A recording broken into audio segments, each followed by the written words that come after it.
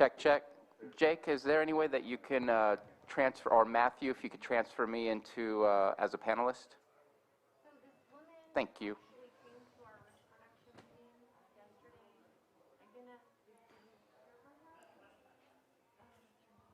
Okay, it looks like we are live on Granicus. We are live on PEG. Live on Facebook. Recording in progress. And live on YouTube. So, Chair Sabatier, Jake, are we okay on your end? And Matthew, are we okay on your end? Never had a doubt. See, he's good at this. Yep, we're ready to go on my end. Okay. Just to let you know, that was 55 seconds. I said 45. So, Chair Sabatier, we are ready to go when you are ready. All right, is everybody here on the dais ready to roll? Yep. Looks like everybody is ready, and I got the thumbs up from our tech team. So good morning, everybody. Today is July 20th, 2021. This is the regular meeting for the Lake County Board of Supervisors, and we are going to open up our meeting with a moment of silence, and I believe that Supervisor Crandall has one. Does anyone else have a moment of silence for today? Okay. I do. Okay, so let's start with Supervisor Crandall. Yes, I would like to have a moment of silence for the folks in Clear Lake Oaks who've lost their homes. There was a detrimental fire in the area, and a lot of them have nothing now, and so just wanted to give a moment of silence to them. And we also had another resident in Lake County pass away from COVID this week. All right, let's go ahead and stand for a moment of silence.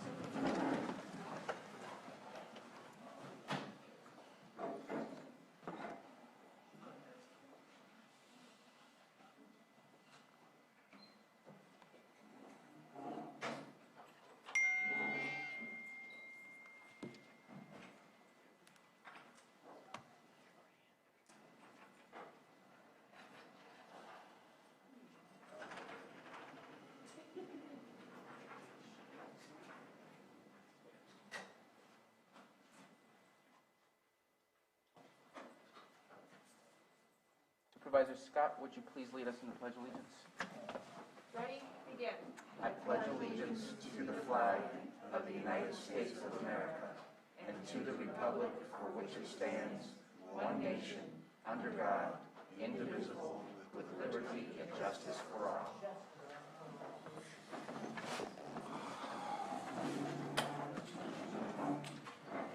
Thank you very much. And let's move on to item number 4, consideration of extra items not appearing on the posted agenda. I believe we do have an extra item from Supervisor Pyska. Yes. Mr. Chair, if I could jump in there, we actually have 2 extra agenda items. Okay. And one we had in time to upload to Granicus. It's from the Public Works Director. And then Jessica Pyska's item, she will explain here momentarily. Okay. Let's go ahead and start with the first extra item from Supervisor Pyska, and we're looking for a reason to add the item rather than discussing the item itself at this moment in time. So given our the rise in our testing positivity and our case rate and being the highest county in the state of California, I have a resolution that I'd like to bring for discussion about masking, a suggested masking resolution. Okay, and the reason it's an extra item rather than a normal item? Because of the rapid rise of cases in our county. Okay. And I'm looking at Ms. Grant. Is that one of the criterias? The fact that it's the standards for the extra, I think Supervisor Pyska's touching on without. Oh, microphone. Thank you. I think Supervisor Pyska is touching on them without alluding to them, which are that the item, the need for the item came up after the posting of the agenda, and it, because of the nature of the circumstances, should be taken up before the next agendized meeting of your board. So those are the 2 standards. Okay, thank you for the clarification. Any questions before we put it up for a vote? And this does not require public comment when we get to the actual item itself that requires public comment. Am I correct on that? Well, if you're going to take action, it allows for even if it's not action, it's on the agenda now, so the public can comment even on this part. Okay, so let's just go ahead and open up for the public, just for this, putting it on the agenda, not a discussion of the item itself, which has yet to be presented. And let me check on, I see we do have a hand. Again, this is about adding the item to the agenda. Stephanie Pawa? Hi, thank you, everyone. As you guys know, I've come before you a few other times. I'm a registered respiratory therapist working. I want to stop you real quick. This is not about the item itself. It's about adding it to the agenda. We'll talk about the item when we get to the item itself. Yeah, I want to support this. It's a public comment, so what am I supposed to do? I am supporting this. I am a registered respiratory therapist, and I've witnessed the surge of COVID at my hospital, primarily unvaccinated patients, with recently a 25-year-old unvaccinated patient dying. We are surging again, and it's all, I would say, 98% unvaccinated, and the few that have been vaccinated have been recovered successfully at my facility. Even cancer patients who have been vaccinated have been recovering. And I think at this moment in time, it's either you support it or you don't. I'd love to hear your comment when we get to the actual item. I support it and would love to speak more on this subject. Thank you. Okay, we'll get that. Don't see any further public comment either in the chamber or in the Zoom room, so bring it back for action at the board.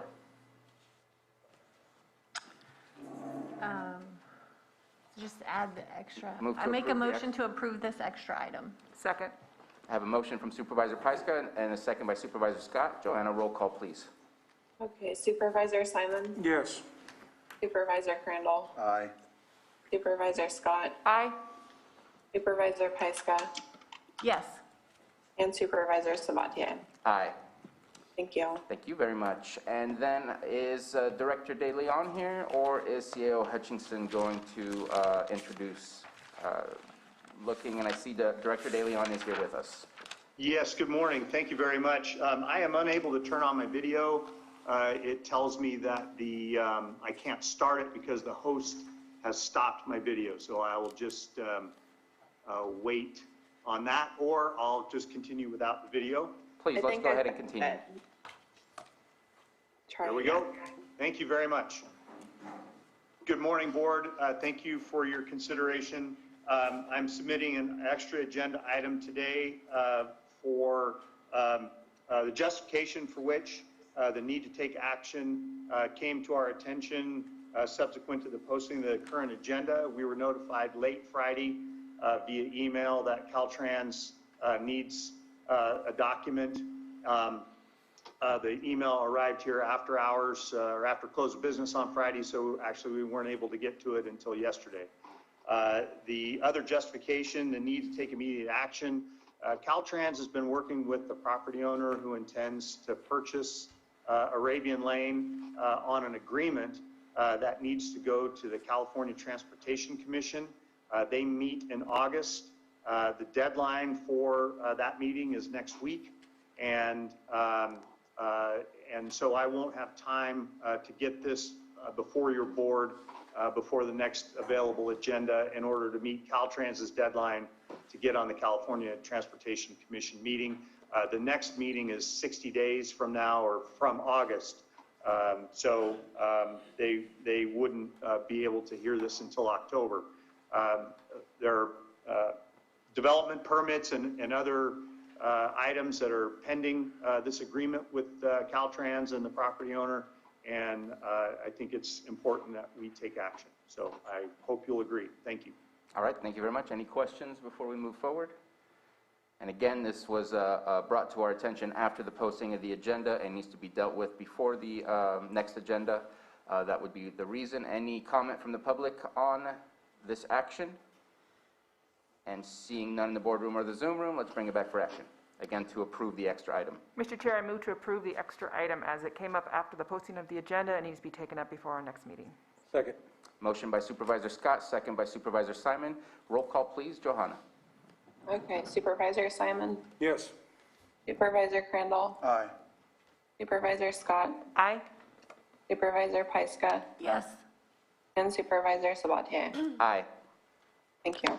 All right, let's go ahead and keep moving on our agenda. We'll get to those in the near future. Next up is our approval of the consent agenda. Any items on the agenda that you wish to pull, or from the consent agenda that the supervisors wish to pull?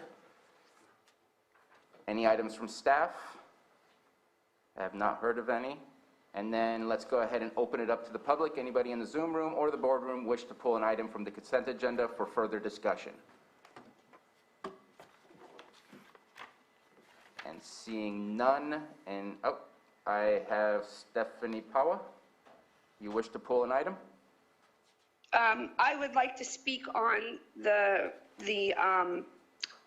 the additions that Jessica Pisca put forward on masking. And that is Supervisor Pyska, and we will go ahead and get to that item a little later in the meeting. Right now, we're looking at our consent agenda item, so we will not miss you. We know you have a comment on that. Thank you.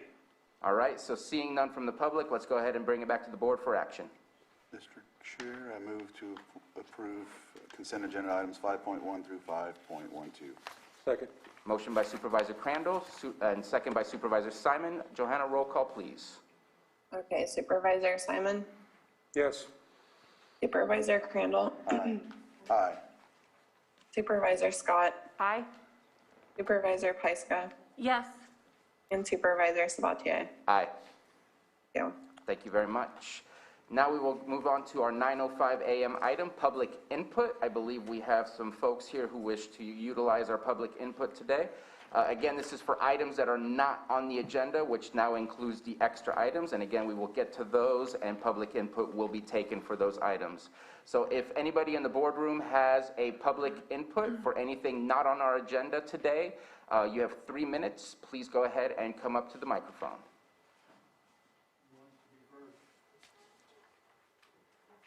Someone's got to break the ice.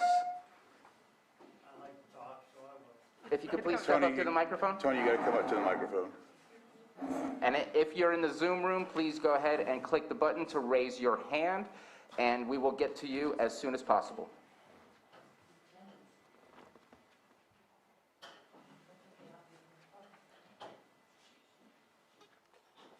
And if you could please state your first and last name. Anthony Morris. I live out in Spring Valley. I'm on the Earth Committee in District 5, and we have a problem. We have a lot of marijuana growers out there, a lot. I mean, I don't know if you guys are aware of where you live, but it's frustrating that we have worked with the code enforcement and recently with the Sheriff's Department a little bit to get some of the abatement done out there. But we have massive grows out there and thousands of plants that are going on. We're not talking about some guy growing it in his backyard.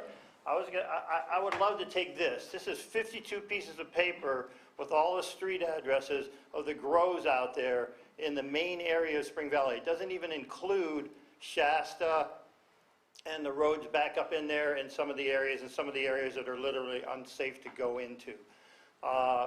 Apparently you've pulled the sheriffs out of there that we have because there's no budget or something that we're doing, knocking down some of the grows and stuff this year. So we've literally had 1 or 2 grows that are gone. The grow that sits up on the hill that has thousands of plants on it, it has 12 greenhouses that are probably 20 by 80 or 20 by 100. They're massive greenhouses. They were torn down. Now they're back up and running in full force again. Nothing deterred any of them from not growing out there anymore. We need a different set of plans, a different set of rules. We need better enforcement out there. I think a lot of the women that are here will tell you that they don't feel safe in Spring Valley anymore. And it's a wonderful community. I've been buying properties and living in areas like this most of my adult life. Spring Valley and really Lake County is in the process of gentrification.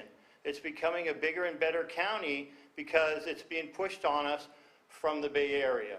And we have the opportunity to keep a cleaned up area, or what amounts to, I drove through the area yesterday and was looking at the properties and stuff out there, and I was upset that it looks so ghetto out there now. When they put up these grows, especially on the properties that have no homes on them, no residents on them, they do whatever they can to stick something together. They leave garbage everywhere. If they do leave They don't clean the properties. They're left the way that they are. We have a burnt-down house out there right now that's just sitting there that was a grow. We have one 2 blocks over from my house that was gutted out by a bunch of tweakers and growers, and all the garbage is sitting on the outside of the house now. It's like, how do we cope with that, and how do you accept an area that can be so nice getting so crappy? And then I guess that's all I need to say. Because otherwise I'm going to be upset. No, this is just 52 pieces of paper. Imagine that from my house I can see 5 grows on Spring Valley Road. Tony, we could get a copy of that if you'd like. No, it's just all of the names of the streets written down, so. Thank you for your comments, sir. Hold on. If we can do one at a time and come up to the microphone, that would be the best way to do it. That way your voice will be heard and it will be in public record. Hi, my name is Marianne Meltzer. I've lived in Spring Valley several years, and I've been dealing with this for over 5 years. There's an empty lot right next to me, about 1/3 of an acre, and I could probably count over 200 plants, maybe 500 plants, and it's been going on for years and years and years. And exactly a year ago today, they tagged that lot and did nothing about it. They told me, I've been dealing with the landowner who lives in Southern California for the last 3 years straight.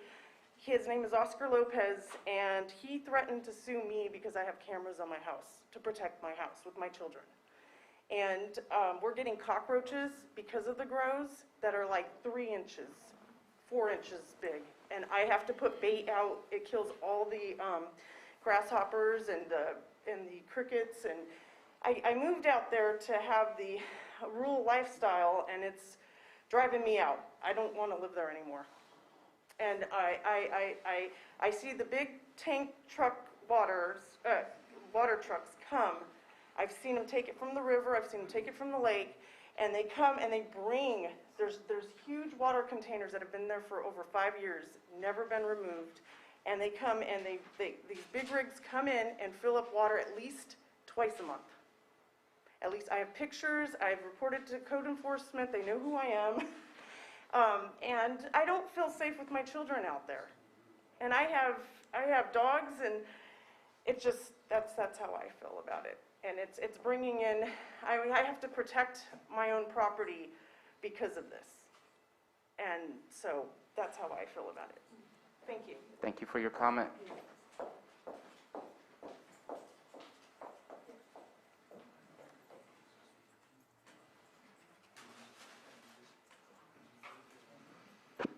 Hello, handsome people. I'm Sherry Pryor. I'm a resident owner in Spring Valley, and it is just becoming terrible. When I purchased my house there, I moved there because that was a residential area, and it is not agriculture. And I don't understand why you folks are letting these people that are now putting up huge agricultural events on properties. And my property is surrounded to the left of me, to the right of me, to the back of me, down the cul-de-sac right next to me, that and across the street. That's 5 grows within, just a very, very short area there. And it's just terrible. Like the lady that spoke before me, we're afraid. The people that come and go, and the garbage, it's terrible. They're adding to mosquitoes. I've been there quite a few years. I've never had mosquitoes. This year I'm having mosquitoes, and it's because they're leaving leftover waters, leftover garbage, and they fly around. So we are very, very concerned, and I would appreciate any help that you all can do to abate this problem. Thank you very, very much. Come out and see us. We're a lovely valley, except for those groves. Huh? We'll give them the grand tour. We'll give you the tour. We got the numbers. I personally have called. Hold on again, only on the microphone, please. I personally have called several times, well, more than several times, with addresses of grows, and nobody comes. There's places with houses that have huge, big grows. There's places without houses that have huge, big grows. Go figure. There's no rule that anybody's following. Thank you. Thank you for your comment.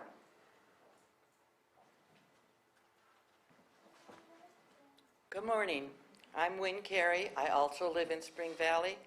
I'm the leader of the Firewise community group. In 3 years, we've been removing fire waste out of the valley at 37 to 40,000 pounds a year. So we're trying to clean up Spring Valley, but every parcel of the 900 parcels in Spring Valley is coded residential. There are no agricultural parcels in the Spring Valley subdivision. There are regular agricultural parcels on Long Valley Road, but that's not part of the Spring Valley subdivision. And as you've heard from these people, we are being embattled with this problem. On Riverview Road, there's 3 single ladies that called code enforcement within the last year. Within a week, they had somebody with guns at their front door. Sorry, folks, that's not supposed to happen here. You made ordinances, you need to follow your ordinances, and you need to enforce your ordinances. Thank you. Thank you for your comment.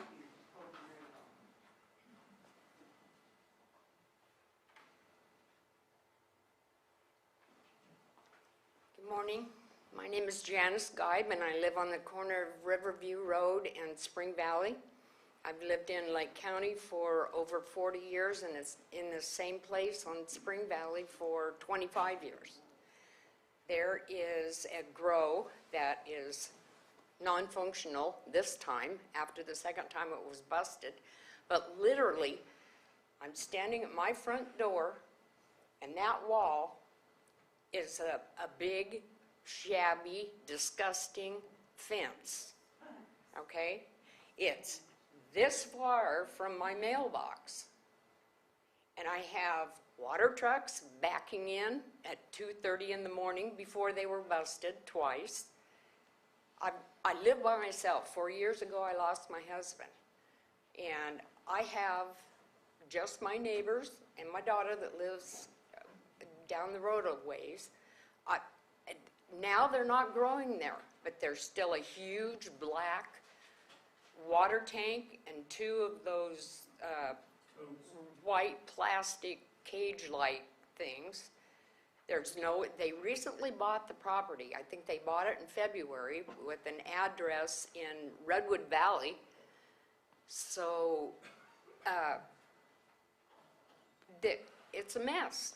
I don't like looking at it. It was an open field with wildlife going through, green grass in the springtime, not now, but this winter it's going to be a muddy, disgusting mess. They had people living there saying they weren't. Twice I was told by 2 different people who claimed to be the owners that, oh yeah, we're going to put a nice mobile home and a nice fence.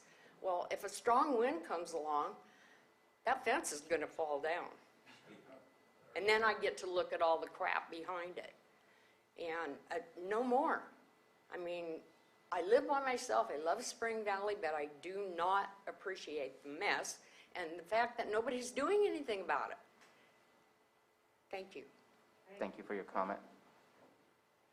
Any other comments in the boardroom? I just want to add one more. If you can try and be succinct, please. I have noticed that a lot of the people that have been doing the grows, not the owners, but the workers, are trafficked people, and they have barcodes on the back of their neck. And I've talked to, none of them know English. And so I've tried to communicate through translators with cell phones to speak to, and nobody knows anything. And so the grant deed to the property gets handed from one person to the next, and I've been trying to buy this property since it started.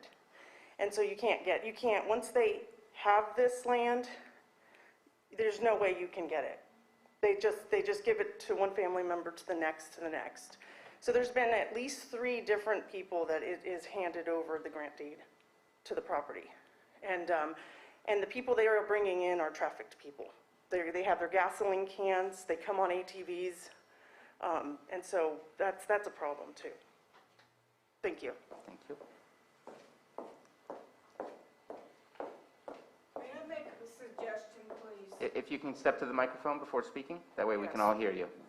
I think that each and every one of you should come to Spring Valley and see what we're talking about. Because if you have to live like we have to live, because you set the rules, you put it on paper also, you set the rules, you need to come see what we're talking about. This is not fun. This is not games. And this is not your everyday sort of thing that a neighborhood has to go through every day. And why is it that we're not getting anybody to respond to us, including code enforcement, including the sheriff's department? And I'd like to know what you're going to do about it now. Not tomorrow, not yesterday, today. So that's going to be a bit of a problem since it's not on the agenda. We're not allowed to have a discussion that's against That's the... too bad. It's life. It's our lives. Okay. We are not allowed. That would be a Brown Act violation. It needs to be on the agenda in order to prepare the public as well as us to have this discussion. We are hearing you, and I believe that this will be discussed further, not just stopped right here. One last request, if you may, if you could provide your name. Tell me your name, Karen. Pardon me? What's your name? My name is Karen Ruggles, Thank you. and I live on Larches Way out there. And I have the queen bee of all the grows living next door to me. And her property is a dump. It's just, I've lived out there for 14 years, actually more than 14 years. I was on Quail Trail for a while, now I'm on Larches Way. And it's just like, it's one great big happy family of growers. And now we have new ones. And they're coming in every day. Non-resident. Yes, non-residents. And this is just not fair to us. The whole county gets new shit, but we don't get dog shit. We don't get nothing, okay? We're just out there all by ourselves, taking care of this all by ourselves. The cops won't come out. Code enforcement won't come out. The sheriff's department told me it was too damn far to go. Steal the water from our creek. Yeah, they're stealing the water. They mowed down the gate to the campground. The kids every year, they go into the campground, they get into the bathroom facility with the showers, and they destroy it. And we have to pay for that every single year. Every single year. Whatever happens on that property is county property, not ours. And ma'am, We only rent it. ma'am, your 3 minutes are up. Thank you very much for your comment. There's a lot more than 3 minutes to go. Any further comments in the boardroom? Please.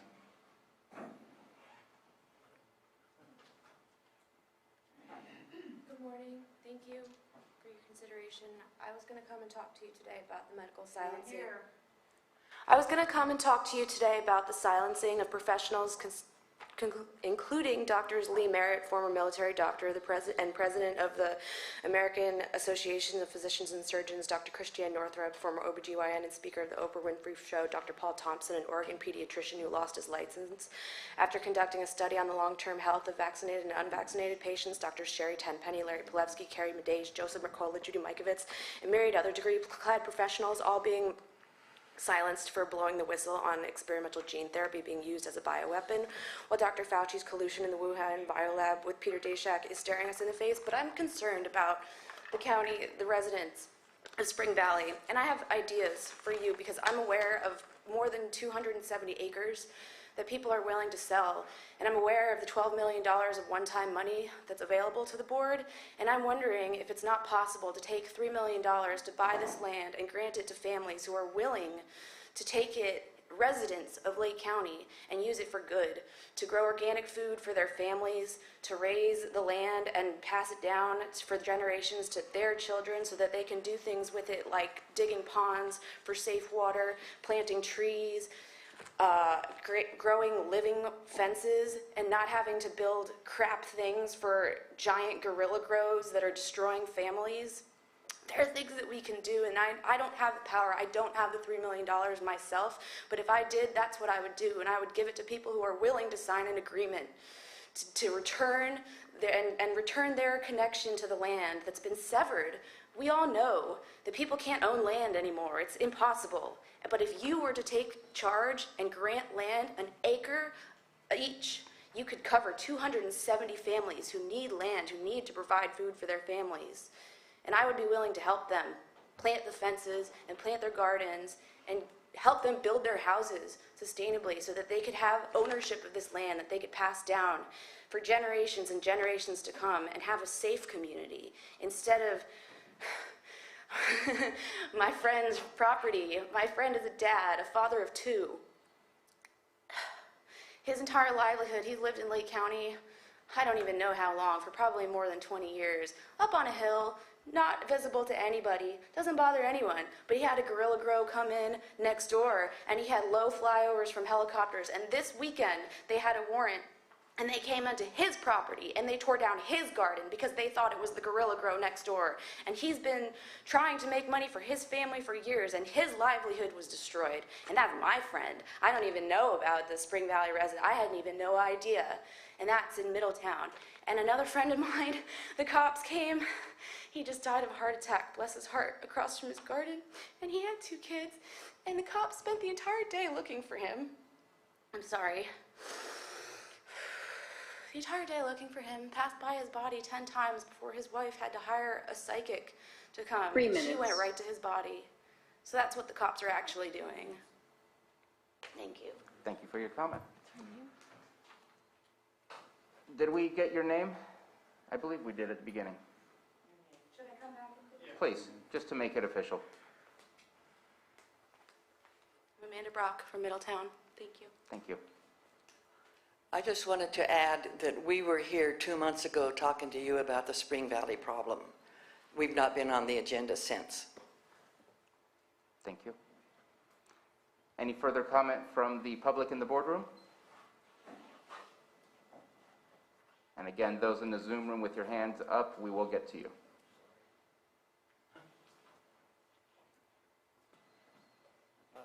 Anthony Morris, I just wanted to say that Supervisor Crandall and I have been talking about some ideas and stuff that we have. I kind of think what might benefit Spring Valley is some kind of a committee that we could put together that would bring back some ideas. We've come up with a lot of different ideas and possible funding sources and stuff to maybe improve the situation out in Spring Valley, or at least the way we deal with some of the stuff out there. And I think if you put together a committee that could research and bring it back to the board, that might be more helpful than us yelling at you guys. That's all. Thank you. Okay, let's go ahead and shift over to the Zoom room. It looks like we have, hold on one second. Looks like we have phone 4627, when unmuted, if you can please provide your name.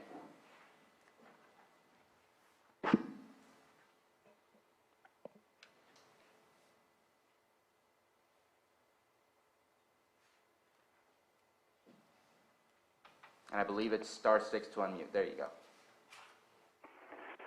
Yeah, good morning. I guess you can hear me there. This is Tom Slade again, and I just feel so sad and sorry listening to those people from Spring Valley. You know, I'm not surprised, but that was awful. So anyway, I thought it was bad in Cobb. But anyway, a couple of comments about COVID, of course. It is such a dangerous disease. As we know, that people are in motorcycle wrecks and die of COVID. And there's so many cases like that. You know, some things here don't add up. But as far as our sheriff, as far as I know, he's not enforcing these local rules. In fact, I'm so thankful to him. I cannot say enough. Apparently, he did not get caught up in the mob hysteria and fear mongering. Another point. The mainstream media, I think we know, is sensational and exaggerates. If it bleeds, it leads, and fear sells. And yet I think some people have lost sight of this, that we have just ongoing, over, and just outrageous amounts of COVID, 24/7. And they're willing to give up their freedom and behave like children. Another point, treatments for COVID are available. You can find it easily, and I don't mean Facebook. I mean from doctors, and studies have been done, HCQ, zinc, ivermectin, vitamin D, and sometimes in combination. That information is, I think, absolutely valid and easily available. We don't need an experimental shot of whatever it is. I'm going to interrupt you. And I'm sorry that I let you speak for so long. I thought it was kind of a different topic, but it's broaching on the extra item, which is about COVID-related. So if you would please hold that comment until later, and we'll get back to you again. And I apologize for doing that. Oh, I'm sorry. I was thinking it was public input. You're right. My mistake, so thank you. My mistake, apparently. And I'm going to ask real quick, and if you could put your hand down, if you agree, Stephanie Powell, you will be speaking on the item regarding COVID later on. If you have a different comment, please keep your hand up. And Will Tuttle, same thing. You will probably be speaking about COVID and not any other item unless you feel like you need to say something about another item. Then let's go ahead and open it up for, put the hand down. And I also see a hand up from Denise Pomeroy. I believe I did get a public comment issued from you on my email. I apologize for waiting till the last person to call on, but the floor is yours. Thank you, Chair Sabatier, and good morning, Board of Supervisors. I just want to take a quick moment to introduce a new partner to Lake County Public Health. His name is Aram Bronston. You can see him on camera now. Aram comes to us with 19 plus years of experience in pandemic and medical and EMS and Mohawk, and he's been in our EOC many of times. He was our Region 2 coordinator for several years. We've been very fortunate to bring Aram on board to help us with our COVID-19 response and our COVID-19 vaccination efforts, along with our EMS efforts. And in the event, hopefully we don't have one, but in the event we do have a fire or a disaster or sheltering, Aram will also be another backup Mohawk to help support the county. So I just wanted to introduce him to you, and you'll be seeing him around the county and around with the health department. So welcome, Aram. Welcome to the team, Aram. All right, thank you very much for that. And thank you, Board. Let's go ahead. Any last call for public comment from anybody in the Zoom room? Again, raise your hand if you wish to make a public comment that is not related to an agenda item. And in the boardroom, last check again. Make sure I didn't miss anyone. All right, thank you very much. Let's go ahead and move forward. Let's do our 9:06 a.m. item, 6.2, presentation of proclamation designated the week of July 18th through 24th as Probation Officers Week in Lake County, California, and Supervisor Scott will go ahead and make the presentation. Good morning. I'm pleased to present this proclamation this morning. Board of Supervisors, County of Lake, State of California, proclamation designating the week of July 18th through 24th, 2021 as Probation Officers Week. Whereas probation officers are an essential part of the criminal justice system, and whereas probation officers uphold the law with dignity while recognizing the rights of the public to be safeguarded from the criminal activity. And whereas probation officers are responsible for supervising adults and juvenile offenders in the community. And whereas probation officers work in partnership with community agencies and groups, and whereas probation officers promote prevention, intervention, and advocacy, whereas probation officers provide services, support, and protection for victims, and whereas probation officers advocate community and restorative justice. Now therefore it be proclaimed that the Board of Supervisors of the County of Lake formally designate the week of July 18th through 24th, 2021 as Probation Officers Week in Lake County and publicly salute the service of probation officers in our community and our communities across the nation. Passed and adopted this 20th day of July 2021.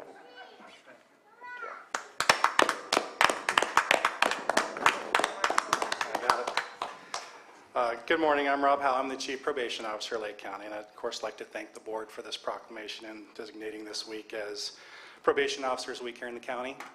As it coincides with Pretrial Probation and Parole Services Week statewide, I'd like to give a little thank you to all the men and women statewide who, in California who work in this field.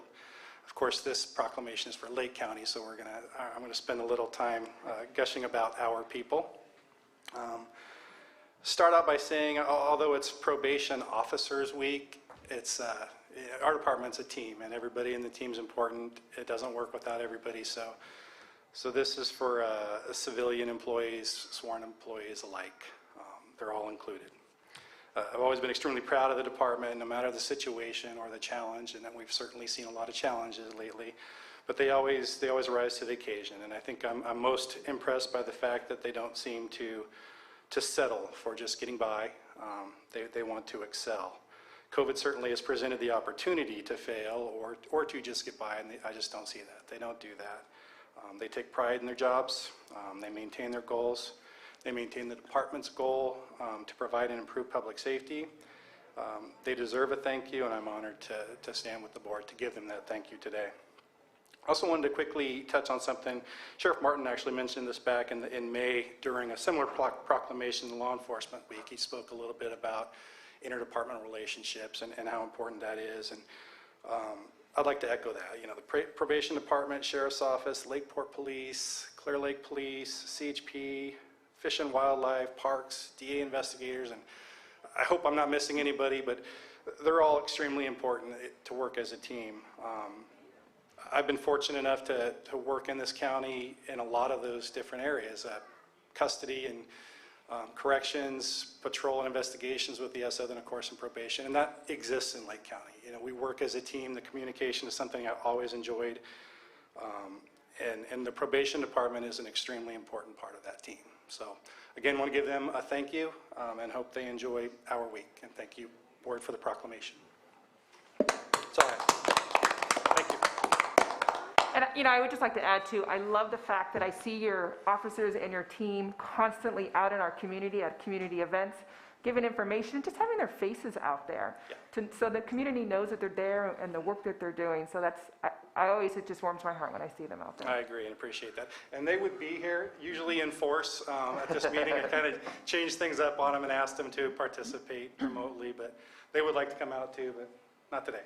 And please don't go away. There's a picture about to be taken right behind you. So if you and Supervisor Scott sneak up on me or something. Yes.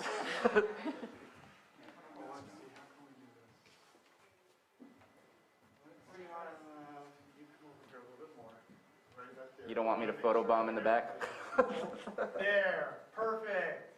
Okay, cool. Now I have everybody in it. Okay, thank you. I'm smiling.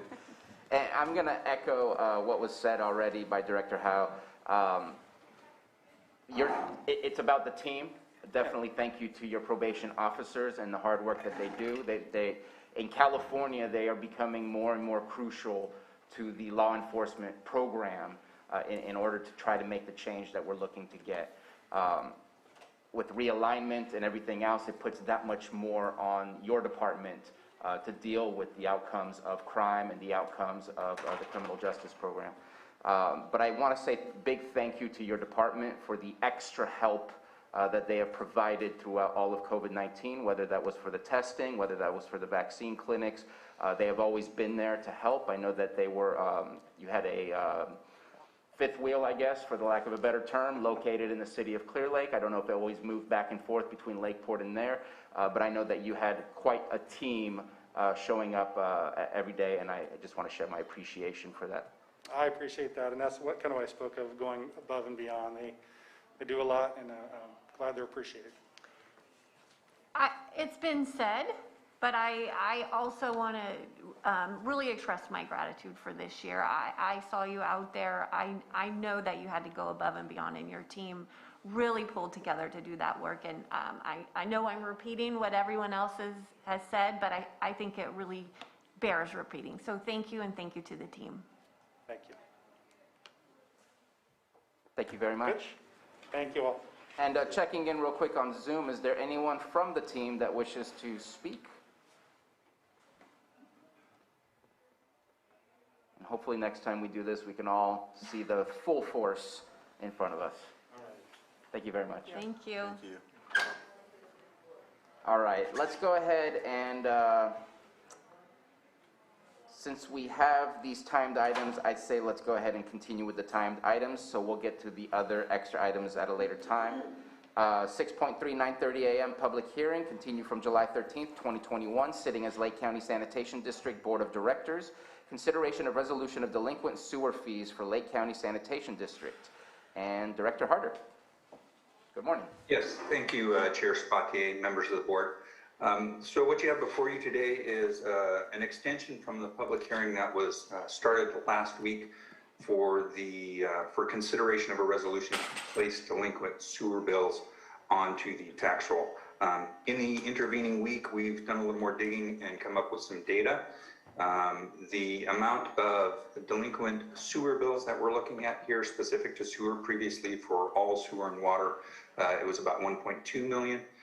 For the sewer delinquent bills only, we're looking at just over $1 million of delinquencies. That represents a little over 3,700 sewer accounts.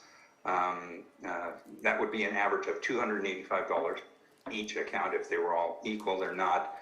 Most are less than that. Most are in the $60 to $100 range, with some of the others being larger to make up that average and end up with $1 million. We also reached out to the tax collector's office and the auditor controller's office to determine what the impact of a deferral would be and how that would work out for us with collecting those revenues. So we were informed that any sort of deferral, 3 months, 6 months, 9 months, essentially results in the revenue not being collected until the following tax cycle, so the 2022-2023 tax cycle. So we would be looking at deferring $1 million of revenue until the 2022-2023 tax cycle. And that also doesn't take into account what's going to happen in the following year. Are we going to see additional deferrals and delinquencies? We would expect it would be similar. So there's the potential of our department operating about $2 million short of revenue until we get that recovered in the 2022-2023 tax cycle. So it would be a pretty significant impact to defer it. We do try and work with our customers. We have made outreach. Of the outreach that we've gotten and the deferrals that are in place, we've seen about 20 customers call in to set up payment plans. So not a significant return on that. Usually by the time we get to this point, these are people who are not interested in making a payment plan. They're just going to push it until it goes to the next tax roll. In the case of sewer, we don't have the ability to shut them off. So we can't use that as a tool for enforcement like we can on the water side. So I think that kind of summarizes our position. I would really encourage the board to move forward with this resolution. If not, it is going to have a significant impact on the operations of the department. We're going to have to figure out how to make up that revenue so we can continue operating for the rest of the customers that we serve. So any questions, I'd be happy to answer. Thank you very much for the presentation. Any questions from the board? Supervisor Scott? I do have a question. So could you kind of tell us, on average, what is your yearly budget to fully understand what $2 million looks like? Well, it's broken into different funding sources. In Northwest, we're looking at probably a little about 300,000 revenues in the Northwest sewer budget. That would be probably the most significant impact. In Southeast, Lake Osan Southeast, we're looking at a little over 500,000 in delinquencies there, but there's a much larger budget that could probably cushion that, and we could pull from reserves and probably manage in Southeast. But in our Northwest sewer district, the 300,000 in delinquencies for 1 year would be a pretty significant impact. So it'd be pretty detrimental, the $2 million. Correct, yeah. Supervisor Crandall? Yes, Director Harder, in regard to last week's the gentleman that came up with the issue, I know you mentioned that it was resolved. Have other people's situations that are similar to his been resolved as well? I'm not aware of any other specific instances. Like I said, we've got about 20 customers who have called us and contacted us to set up payment plans. I believe 6 of those are on the water side, so then the remaining 14, 15 or so are on the sewer side. Okay. But anyone who contacts us, we work with, even in the midst of their payment plan, if they're struggling, they can contact us. We'll work with them on that. We try and set up a payment plan. We like 6 months. We'll go out to 12 months. And you know, our goal is not to send someone into delinquency. It's to help get them through and get the bill paid. Thank you. Supervisor Pyska? Yeah, we really need to pass this resolution. So we have 3,700 customers with the average outstanding bill of $285. So if they work with the department and have a 6-month plan, that's something that's very doable. But I think we're in a situation where we do have customers taking advantage of this situation. We can't cut them off. So the only teeth that we have is to move forward with collections. So we have a payment plan that our department's offered, but there's also help at housing.ca.gov, and that is COVID assistance that you can get for your rent or your utilities if you've been impacted by COVID. And that's the intent, I think, that Supervisor Sabatier brought up, is to support our residents who have been impacted by COVID. But there are ways for them to get help. And for me, we have one-time money that has been suggested that we could use to backfill this, and I just don't think that that's an appropriate use for those funds. We have an opportunity to do something very special with those funds, and I would really hate to see it used for this backfilling. So I do feel really strongly about this. And I appreciate you mentioning the assistance that's available, Supervisor Pyska. We have listed that on our social media as well. So we've tried to get that information out there to our customers so that they're aware that there is COVID assistance for utilities and rent available. Thank you for your comments. Supervisor Crandall? Yes, and I appreciate those initiatives being brought up, because that's really the reasoning for my denial last week, was because I was concerned about the people that are affected by the egregious defaulters, if that makes any sense. If we can get those folks help that really have been affected by not getting unemployment, truly not having any type of assistance during this pandemic, that's my biggest issue. And so if there's an avenue for them, I have no problem moving forward. And I just want to add too, there was other services available, but they depleted their funds, but there was another $200,000 that was out there to help people to be able to stay in their homes that was used here in Lake County. I think it was like $250,000 this last year to help with utility bills. So there were other avenues to be able to go after, and I'm really hoping to bring more of those back to our COC to not only get our homeless off the streets, to be able to keep people in their homes. But there's a lot of services, we just have to look for them. And I'm just wondering, Director Harder, if you can do a screen share really quick and pull up housing.ca.gov so that the public can see where these resources are and all of us can know that they're here and available for us. Yep, give me a second.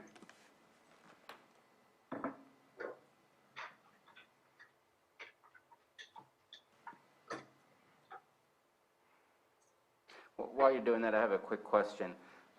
Is there only a single window in the entire year to be able to follow this process? Is it impossible to place these on the tax roll for the December bill? Is that an impossibility? It's only right now by August 6th. That's our only annual window? My understanding, dealing with both the auditor's office and the tax collector's office, is that we could place it on the tax bill sooner, but they're not going to go through the process of sending out a special tax bill. So if it gets on the roll at any time during the calendar year, it's not going to then be available, though, until the following collection year. So we won't see those revenues coming in until the collection of the 2022-2023 tax year. So we can take action to put stuff on the tax roll, but it won't be collected with property taxes until that following cycle. Until the following fiscal year, or until the following property tax bill goes out? The following property tax bill goes out. Okay. So we wouldn't recognize those revenues. We'd get the first installment after the 2022 December collection, and then the second installment after the April 2023 collection. Correct. Okay, just wanted to ask. Thank you. Ms. Grant, did you have something you wanted to add? I heard your microphone switch on. Oh, well, no, Scott And covered it. I was concerned I think you that, turned it off.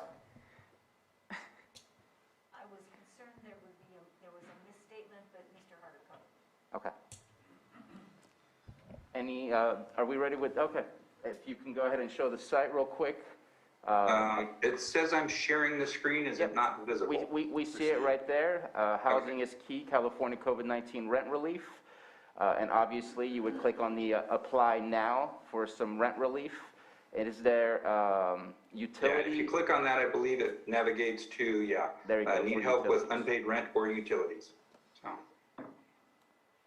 Okay. Maybe they need to change that in the front cover that says utilities, not just rent. I know it's not very clear on their front page. So, thank you for sharing that with us. Thank you for suggesting that. If you Is there a send way out we the can- link with that, on that page, it will go straight to that. Is there a way we can add that link somewhere on one of our websites? Or do we already have I that? believe that Director Harder had told us that that was already available on social media. If we can make sure that second link is the one that it leads to rather than the front page, that may be a little elusive for those that are looking specifically to help with utilities. Yeah, and we can put it up on our department website as well, and we'll make sure that it navigates to the second page, not the home page.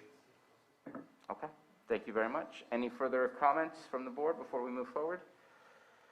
Let's go ahead and open it up to the public. Any public comment on this item? I see none in the Zoom room, and I see none in the board chambers. Let's go ahead and come back for either further deliberation or action. I'll offer the resolution. The resolution has been offered by Supervisor Scott. Johanna, roll call, please. Okay, Supervisor Simon, Yes. Supervisor Crandall, Aye.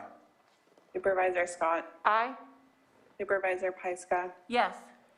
and Supervisor Sabatier. Aye. Thank you. Thank you, Board. Okay, it's not 10 a.m. yet, so let's go ahead and touch on our first extra item. And I do not have the item memo in front of me, so I'm going to ask CAO Hutchinson if she can go ahead and read the headline of the action, the item that was brought to us, please. And it is in Granicus. Is it? Yeah. So, Mr. Chair, are you referring to Gotcha. the item brought forward by Director De Leon? We'll get to that one a little bit later. Sorry, I thought that was. So this is for the resolution that Supervisor Pyska is Yes. sponsoring? Yes, I will read that. One moment. Thank you. So what is before you today is consideration of a resolution urging the public to continue to wear masks in indoor public settings. That is the title of the item. Thank you very much. And You've already Supervisor approved Pyska. it as an extra. So in the last week, we've watched our case rate and our positivity rate go up quite significantly in our county. And we, as of yesterday, our positivity rate is 11.8%, which is the highest in the state. And we have 17, just about 17 cases per 100,000, which is also the highest in the state. And this is just a time when we need to go the extra mile to protect ourselves and protect our loved ones. And all we're asking is that you consider wearing a mask when you're indoors in a public setting. And that is just the simplicity of this resolution. It is not a mandate. We're not taking this, this conversation any further. It's just, this is a time when we need to have our guard up and realize that this is a real situation that our county is dealing with. So this is just an encouraging measure, nothing more and nothing less. Thank you very much. Any comments from the board on this? All right, let's go ahead and open it up to the public. And first one is Stephanie Pawa. This is what you've been waiting for.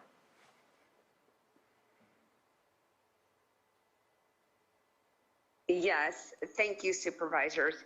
As a registered respiratory therapist, I've been working the front lines. I'm also a veteran, by the way, an Army veteran and National Guard leader.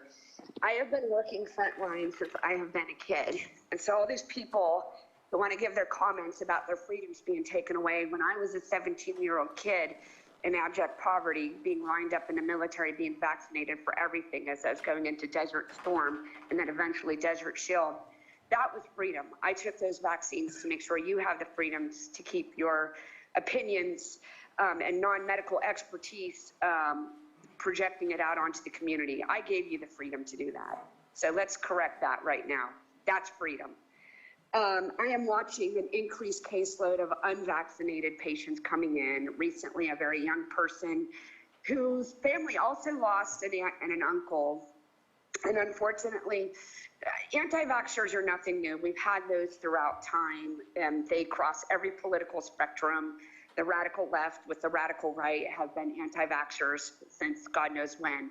But there's a new breed of people coming out that they've actually had flu vaccines, they've had all their vaccines, but they're objecting to this vaccine because of whatever sensationalism or craziness that is out there has affected them. And I've had patients come in literally tell me they'd rather die of COVID than take the vaccine, and unfortunately some of them have.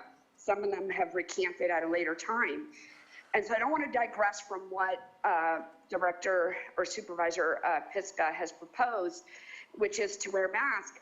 I'm just bold enough to ask people when I do see them wearing a mask in a store, especially around Lake County, and then some piece lately when I was in the Lake County court office to get my marriage certificate, a sheriff was there with a mask on that was off duty. I asked them why they didn't get you didn't get the vaccine. And most of the people who are wearing masks did get the vaccine. And I'm like, so you're still wearing a mask because they know there are so many people out there in the public who are not vaccinated, who refuse to wear a mask. They're everywhere. They're the ones spreading this. Okay, they're the ones making this variant. They're going to keep kicking around new variants. And so we have to do our best to encourage A, vaccination, and B, masking, especially indoor. I get it. I don't want to wear a damn mask anymore, but unfortunately people don't want to do the right thing. They don't want to be their brother's keeper. They don't care if your mother, your kid, or your aunt die, or you. And so unfortunately, yeah, this is where we're at in this juncture. And trust me, after wearing tons of gear all day, the last thing I want to do is go into Hardester's with a darn mask. But I do it for the people, the innocent people that can't get the vaccine, or the immunocompromised patients that don't have a choice. 3 minutes. Because even if they have the vaccine, people who are under those therapies do not get full protection. If you can go ahead and give us your final comment. I support this measure proposed. And for those, the Dr. Tuttle, you disappoint me. You don't work with patients. You don't work with people. And the guy that said zinc is okay, zinc Can you is please toxic at finish certain your levels. comment? So anything that kills the virus is going to kill you too. So let's get our facts straight. Let's go back to science. Thank you very much. Okay, let's try and remain within the 3 minutes, please, and respect everyone else's time as well as their physiological space. Phone 4627, you're next.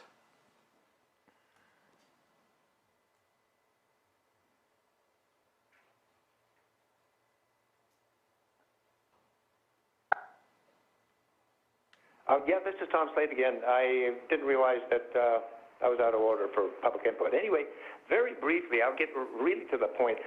Cases, we hear about cases. They are based, as far as I know, we found out on the PCR test. And I think you will find the PCR test isn't a test, it is a process. And I think you will find more and more that is coming out. It cannot detect COVID-19. It's well in the process of being discredited. And I'll now have more to say about that later. But the whole point is PCR tests and cases. I think that is really, the fundamentals right here. So And again, thanks to the sheriff. But, and one last thing. Yes, if you want to suggest people wear masks or something or anything like that, that's fine. Just no mandating. So I'm good with that. So anyway, thanks for listening. Thank you. Next, Will Tuttle.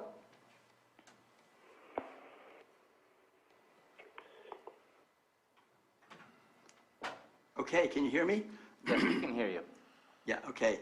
Thank you. And yeah, I think actually that we have to, when we talk about trusting the science and we talk about what's actually happening here, as we just heard, this whole thing is a case-demic. It's based on cases. Doctors and nurses are trained, they're indoctrinated from the time they begin their training to trust the labs, right? They send things out to the lab, and the lab comes back and tells them what it is. They're not scientists. They don't know anything about science. They're taught protocols. And the labs have been told to do a PCR test. The PCR test, as I've said in prior meetings, the amplification rate is determined.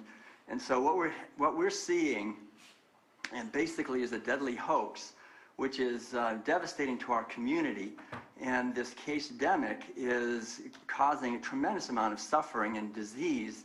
And a lot of the people who we say, and scientists are saying, are dying with COVID, there's tremendous evidence, but the evidence is being censored that it's not COVID after all, and there are many other protocols that are helpful, like ivermectin and hydroxychloroquine and so forth, that have been used with nearly 100% success rate that have also been repressed. So this is a deadly attack on our society. And I think it's well understood that censorship historically has always been on the wrong side of truth. So when you have truth, you don't have to censor people who want to say something else. But the fact is that many doctors and scientists are being terribly censored. For example, Andy Wakefield, a very highly respected doctor in England, came out as an internist and found out that the vaccines were harming kids, and he did an article about it, and he lost his license. And now he's made a movie, which I think is very important to watch, which is about the act of 1986 that basically took away all the reliability of the corporations, the pharmaceutical industry, and now they have actually legal immunity. And this legal immunity came because the Supreme Court said that vaccines are always unsafe. They said they're inherently unsafe. That's why they have legal immunity. So to say that vaccines are safe goes against the law and it goes against science. But Paul Thomas, a doctor up in Oregon, just recently published an article showing that that the unvaccinated kids were much healthier than the vaccinated kids, and the AMA stripped away his license. So people who speak up are not allowed to speak up and tell the truth. And it's well known now that we have more deaths and more injuries from this vaccine than we've had from any others ever. It's very dangerous. Please go ahead and finish with your final comment. We have to be aware of that, and also stop here. But the masks have not been shown to be effective because viruses are much smaller than the masks. Thank you very much. Thank you. Next, we have Julie Colfax.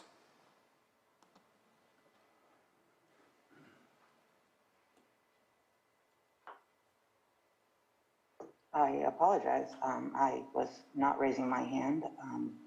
Nope, so no comment on this item. Comment, my apologies. No worries. I see no more hands in the Zoom room. Are there anyone in the boardroom? You have 3 minutes. Please step up to the microphone and give us your name. Thank you again for your consideration, Amanda Brock. So as a medical professional, I was under the understanding that it violates HIPAA law to ask someone whether or not they got vaccinated and why. The variants that we were talking about, as she wanted to get back to the science, the woman who spoke before, variants, getting back to science, each variant of a virus is 3% different genetically than the variant that comes out before it, which means that every different mutation is still recognizable by our bodies. So if I was infected by something 3 years ago, my antibodies will still recognize the new variant and protect my body from it. In 18 years, studies have shown that these viruses are 20% genetically different and still recognizable by T cells, effectively eliminating the virus from the body. So getting back to science, what are the thresholds of the PCR cycles that your labs are telling you the cases are rising so much? I would like to know the number of the thresholds. It's a great day for independent, free-minded thinkers with functional souls to consider what to do when science, which is never settled, is bought and manipulated. What to do with the recent death of Kerry Mullis after stating that his PCR test can give anyone a false positive for almost anything. What to do with the billions of dollars of lawsuits that have been settled by Pfizer and Johnson & Johnson for criminal practices like bribery, experimentation on African children, toxic product recall and their links to cancers, and Pfizer and Moderna's recent lobbying of the United States government to pass bills that are eroding medical freedoms in this country. The true health freedom requires informed consent, and the truth is, the inserts on these inoculations in question say left intentionally blank, do they not? The information and science and data needed to make informed choices are being silenced, suppressed, deplatformed, and demonized. Could all these doctors that we've mentioned, Dr. Lee Merritt, former military doctor and president of the American Association of Physicians and Surgeons, Christiane Northrup, Paul Thompson, all those mentioned, Dr. Sherry Tenpenny, Joseph Mercola, Judy Mikovits, and myriad others, be mistakenly blowing the whistle on this experimental gene therapy being used as a bioweapon, causing blood clots and myelitis that is now being put on the labels? I'm going to get past that because I already talked about. And why else would all these talks about maintaining healthy immune systems be silenced when you all are being encouraged to line our children up for shots made of PEG, SM-102, aborted fetal and primate cells, squalane, aluminum, formaldehyde, and genetic coding that's been shown to program for antibody-dependent enhancement? These are recipes for sterility and cytokine storms. Ivermectin, remdesivir, hydroxychloroquine with zinc and high-dose vitamin C, sumarin and vitamin D, and even 3% hydrogen peroxide nebulizers are recipes for health and cures. If 40 to 80,000% of the flu of Americans die of the flu each year, how many died in Lake County in 2019? I would like to know. And if 500,000 were said to have died Americans with COVID-19 last year in America, how many of those deaths were with but caused by cancer, fatal accidents, and other pre-existing conditions? And your 3 minutes are up. And you want to offer this to Lake County students. So where were you when Gates was selling the antivirus software for the virus he designed for Microsoft? When he bought and influenced the World Health Organization to use I'm finishing up, to turn it into a global shutdown program. So when Fauci was exposed for blundering the HIV and AIDS response, I was raised by a Princeton and NYU graduated vascular surgeon and a labor and delivery nurse whose grandparents were respectively Holocaust refugees and descendants of victims of Columbus's tyranny in the very first site of slavery and genocide in America. And I want you to know that I won't rest until the coercion and brainwashing and compliant conformity are turned over into courage, healing, and joyous freedom. So I encourage you to remove medical tyranny from the schools so that our children remember you as their children's heroes. Your respect for the microphone of the public's mic is not appreciated. Please, everyone needs their due time. I am giving everyone the same amount of time. To go further than that is rude and disrespectful. Do not appreciate that. I also let the conversation be so much wider than just recommending that people mask up for their safety. I think that what we should all do, no matter what, every day of our lives, whether it's driving, whether it's hanging out in the park, whether it's playing with or raising our children, or just being a part of the community, is do everything we can to keep everyone safe. There is no mandate being offered. We're not talking about vaccination. I have allowed the conversation to be a lot broader than the narrow scope of this resolution before you. I do want to give a little bit of opportunity. There is the resolution, I believe. Is that correct? The resolution is available both in the box where the agenda is and on the table, typically the press table. If anybody, if anybody needs time to look at it, we can read it out loud right now to make sure that the entirety of it is heard by all. Now that I've said that, I think we need to do that because there's no way for the people in the Zoom room to be able to access that. So Supervisor Paiska, since you brought this item to us, if you would please, and I'm going to close public comment. Is there any further public comment before I do so? Okay, one more. Oh. Did you have a public comment, sir, or are you just looking to read? Looking to read. Okay, thank you very much. So Supervisor Pyska, if you would please read the resolution.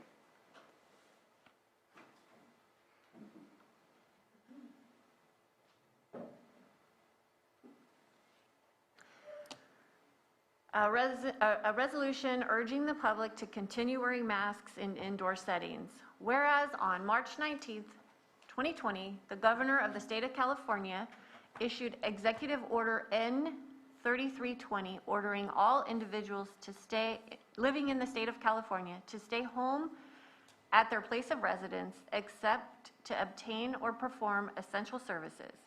Subsequent orders set forth a staged process for allowing more business operations to begin with appropriate health measures to reduce the inherent risk, to reduce the risk inherent in increased activities during this pandemic.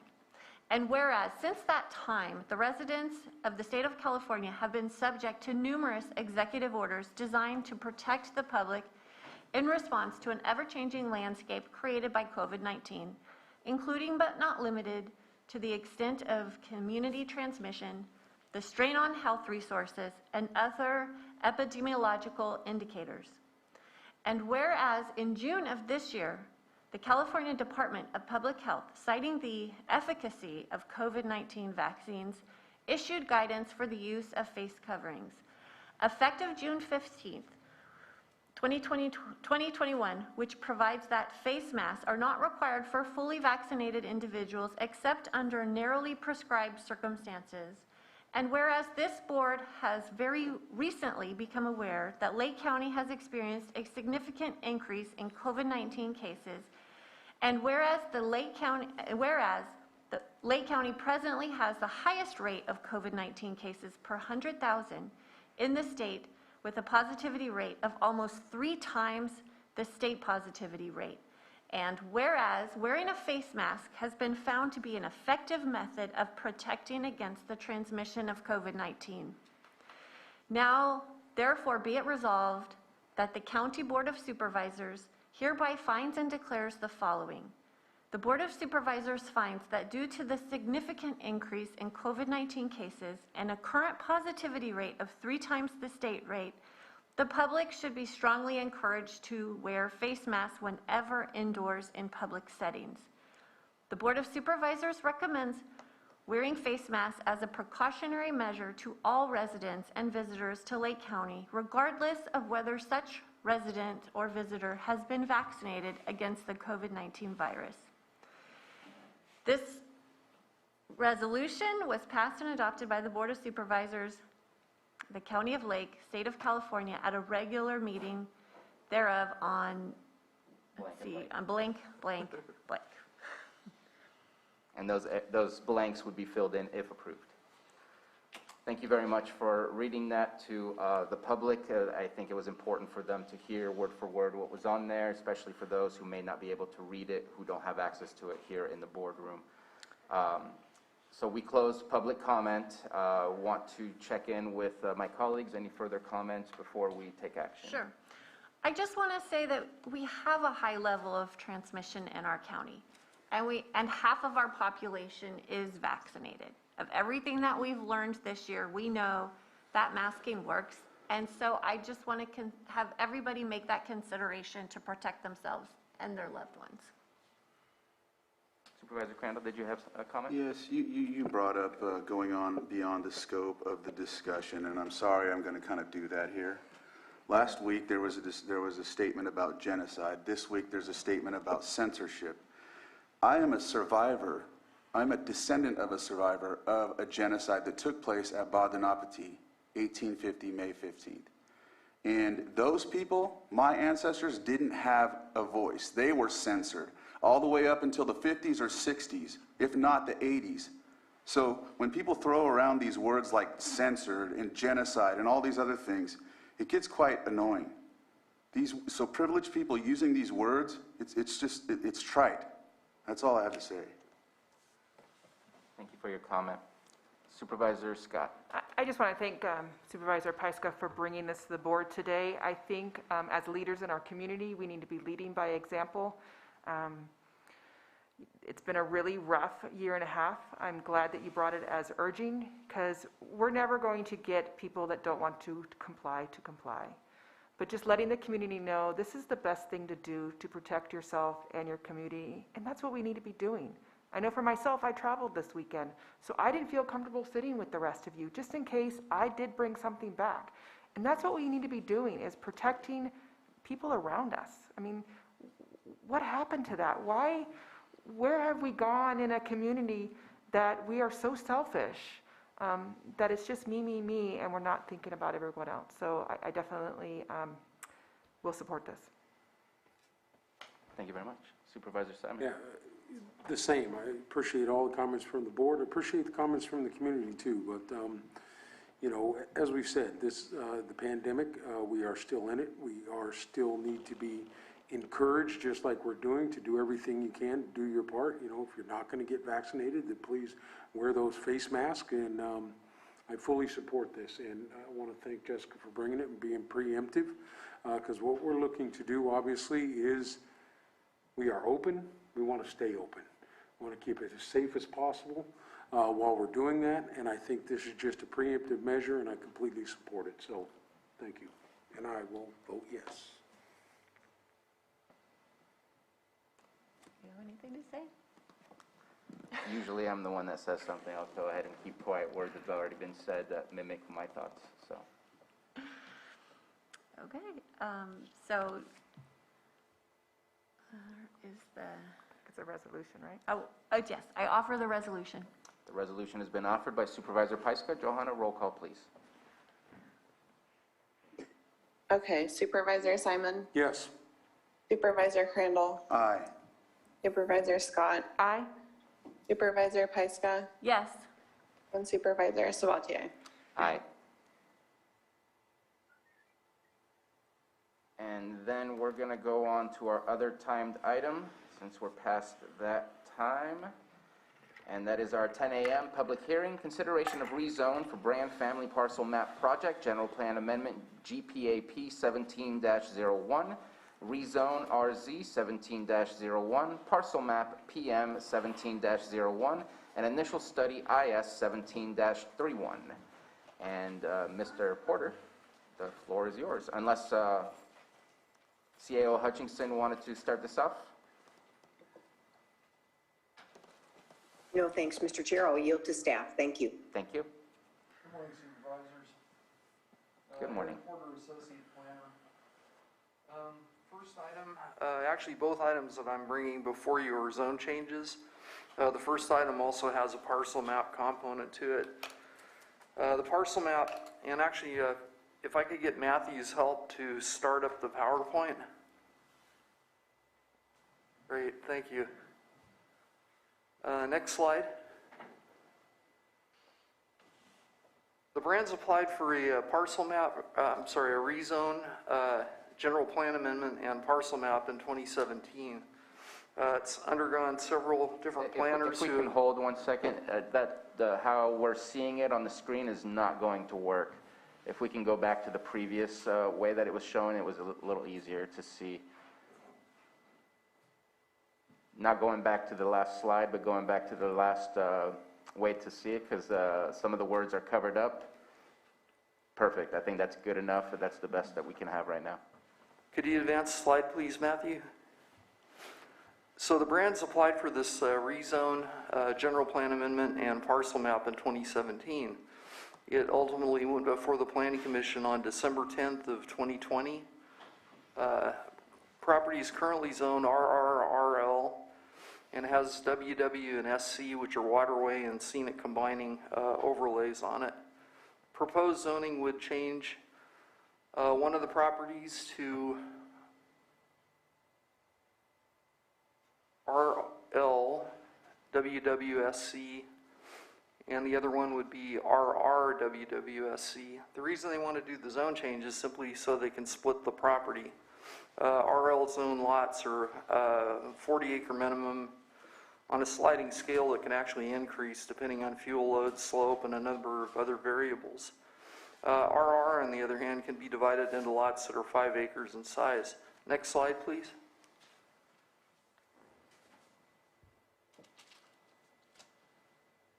It's not changing? No, we went from 8-1 to 8-2. There we go. It's located in the south part of the county. It's in a fairly remote area that has low-density development. It is close to the highway. However, the general area does not have small lots that are largely associated with that general vicinity. Next slide, please.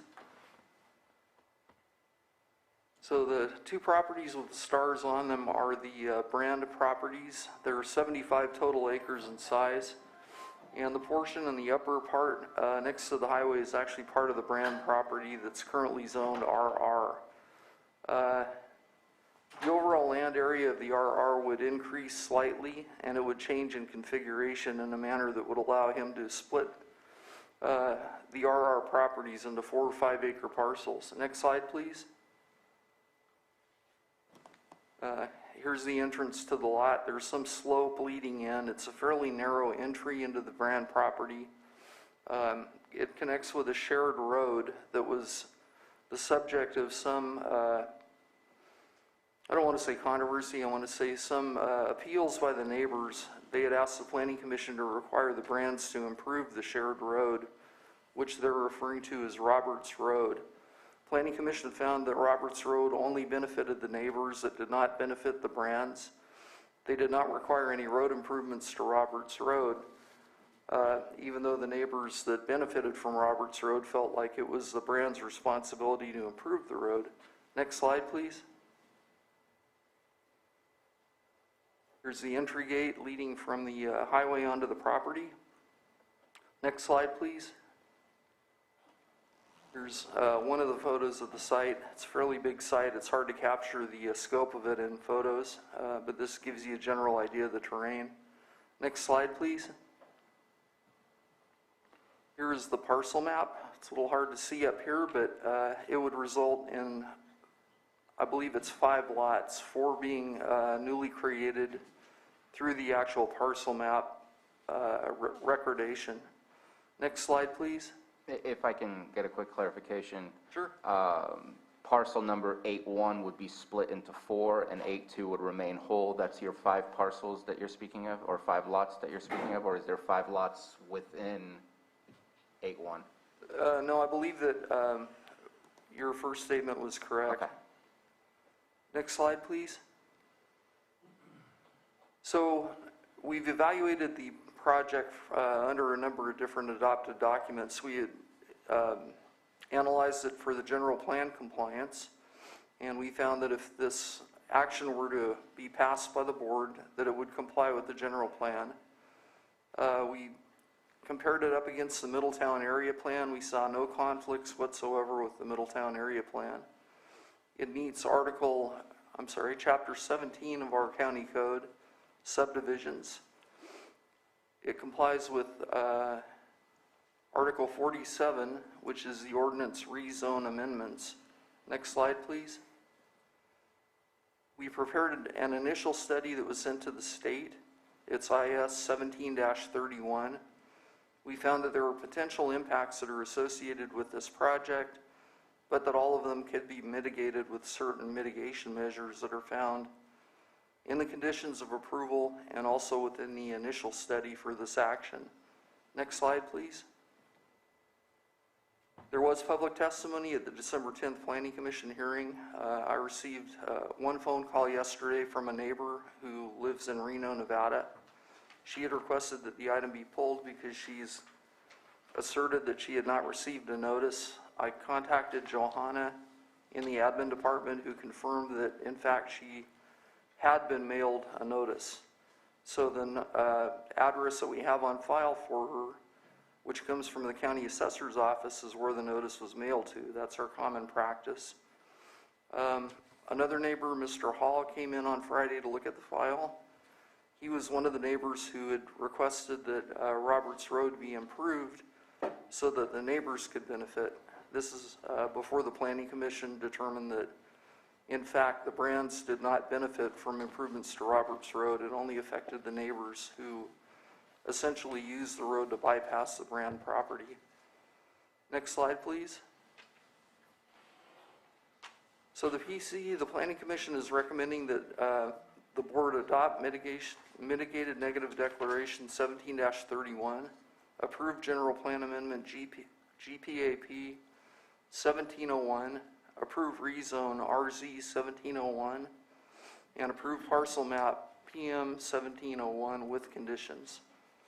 And that concludes my presentation. So, I do, thank you very much for your presentation. I do have some questions. Are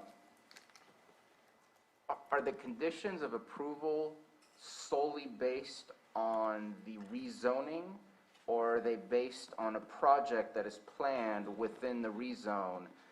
Because I guess I'm kind of confused as to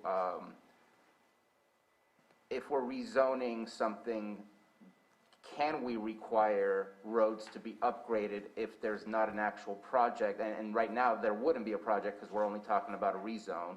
But can we ask for somebody to upgrade their property just through rezoning? I guess maybe my question is to Ms. Grant as well as to Mr. Porter. That part is somewhat confusing to me. Would you like me to answer that? Why don't you go ahead? I'll chime in as necessary. Okay. Well, the active part of this process that would trigger potential road improvements would be the parcel map. It wouldn't be the rezone. Rezoning doesn't actually have any directly related impacts unless there's a development proposal associated with the rezone. In this case, we expect them to build single-family dwellings on all 4 of the newly created lots at a later date. And so part of the conditions actually are applicable to the parcel map in anticipation of future residential development, but the conditions are fairly limited in scope. They do protect the environment from things like air quality, biological impacts, hazardous impacts, I believe is in here, noise. Noise is not in here. Geology and soils, there is some serpentine soil in the vicinity. I don't remember if there is any mapped on the property or not. I think there might be, but I don't remember it being significant. And then we have what I call catch-all cultural, tribal, geologic, historic conditions in case any artifacts, relics, or remains are found on the property. They can be respectfully interred, but it's up to the applicant to contact the culturally affiliated tribe, and I believe in this case it's the Middletown Rancheria. Correct. And I'm looking at Ms. Grant to see if she wanted to add anything to that. Too many computers. I did have a question with regard to the tentative map being done at this point. The tentative map is being done on simply based upon the rezone and the general plan amendment as opposed to any project description? Can I answer that? Please. Yeah, the parcel map could not be approved unless the zone change occurs. But and so the zone... I think the question was, is the parcel map based on an actual project and development, or is it just based on splitting properties into 4? It's based on anticipation of future development, as I understand it. There's no imminent plans for development on the property. Okay. And one of the only reasons that this rezone is occurring is because of the limitations of RL and not being allowed for anything in those range of acres that it would be split into, which is approximately 4 to 5 acres each. That RL would not be a possible designated zone. Correct. Okay. Thank you for that. Any further questions from the board? Not at this time, I want to hear from the public. Okay. Let's hear from the public on this item. Let's go ahead and start in the boardroom. And looks like there's 3 of you with your hands up. Pick a number and come forward. You have 3 minutes. Good morning, Mr. Chairman, board members. My name is John Webb. I've prepared the application for the Brand family before you today, and I'm here as their representative, and I think they're also on Zoom. The project goal is to subdivide this property into 4 parcels. It's a family project. There's actually 2 residences on the property now. The Brands have 3 grown children, and they're starting their families. 2 of the children live on the property now. The third daughter and her family live on parcel 81 with the parents, the owners, Richard and Gail Brand. So the goal of this is to provide parcels for each of the siblings. And there's a 4th parcel which contains the family vineyard, which the goal someday is each child will have a house on the property and the vineyard will be run by the kids. The Planning Commission hearing, as Mr. Porter mentioned, brought up some discussions about Roberts Road. And if we can pull up the parcel map, that might aid in the discussion. I don't know if that's possible, but if not, that's fine.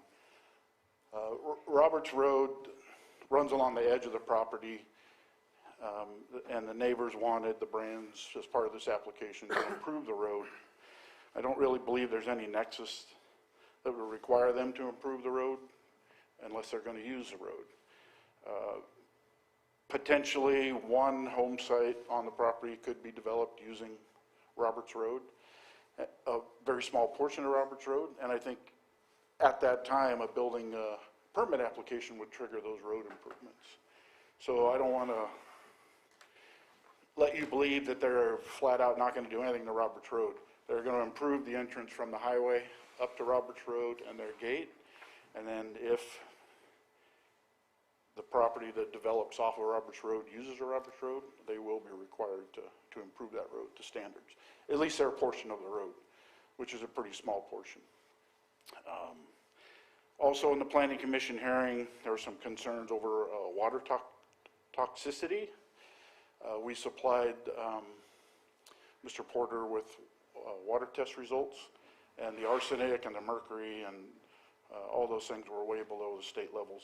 So there was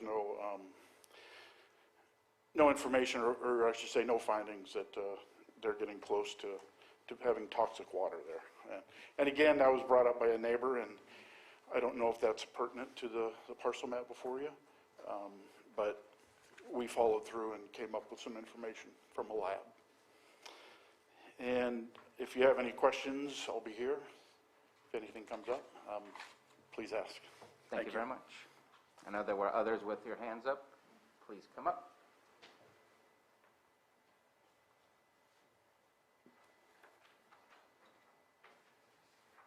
And I will just say, I really feel like we're kind of straddling the line between a rezone and a project development. I personally am a little confused as to, it feels like it's a mashup of information rather than just a specific rezone today that we're speaking of versus a development, because we're hearing about houses and road repairs, and to me, that's development.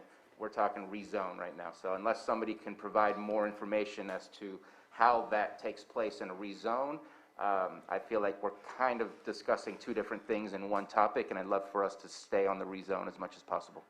Okay, well, I can understand your confusion. As a neighbor, we're confused too. I'm Robert Hall. Good morning. I reside at 16,000 Roberts Road in Middletown. And Roberts Road was named by the residents living on that road in 1993 by a motion of the board here. At that time, there were 5 of the 6 landowners were named Robert. Made sense. So Roberts Road is 4 miles south of Middletown, and it's west of Highway 29. If you'll look at this photo, and I saw it before, there's a picture of the encroachment from Highway 29 into the subject properties. You should have this, as board members were given this this morning, or maybe yesterday. In this submission, CAL FIRE requires a 20-foot drivable surface for 3 or more residents and a slope of not to exceed 16%. Caltrans requires a 20-foot wide drivable surface and a slope not to exceed 15%. These rules have been on the books for a long time. I moved here in '73, and 2 residents were there. Now there are 11. The can keeps getting kicked down the road. It's a dangerous choke point. Mr. Simons was out last week and took a look at it with us. Chief Wink from the fire department taking a look. they agree it's a dangerous situation. 10 foot 6 inch wide, you got 11 residents trying to leave in case of a fire, and you got CAL FIRE bringing their equipment in, and it's a blind turn. It's very dangerous. Let's see, what else can I say? My basic question to the board is, are you going to require this encroachment be widened as a condition of approval of the project plan or the zoning or whatever you call it? And if so, will you require it be done in advance of the approval? This is a very bad situation, and for life safety of us in the area, it should be dealt with. Okay. The second thing I want to add, and I want to challenge what Mr. Porter said. Can we get the parcel map up? Matthew, is it possible to bring up the parcel map? The brands will benefit from this. I mean, they'll benefit from the road being widened because they have motorhomes, they have trailers, as we do, and it's a congested area. But if we can get the parcel map up, you'll see on parcel 4. I believe it was on slide 10 or 11, if you can go ahead and show the slide with the parcel map on there.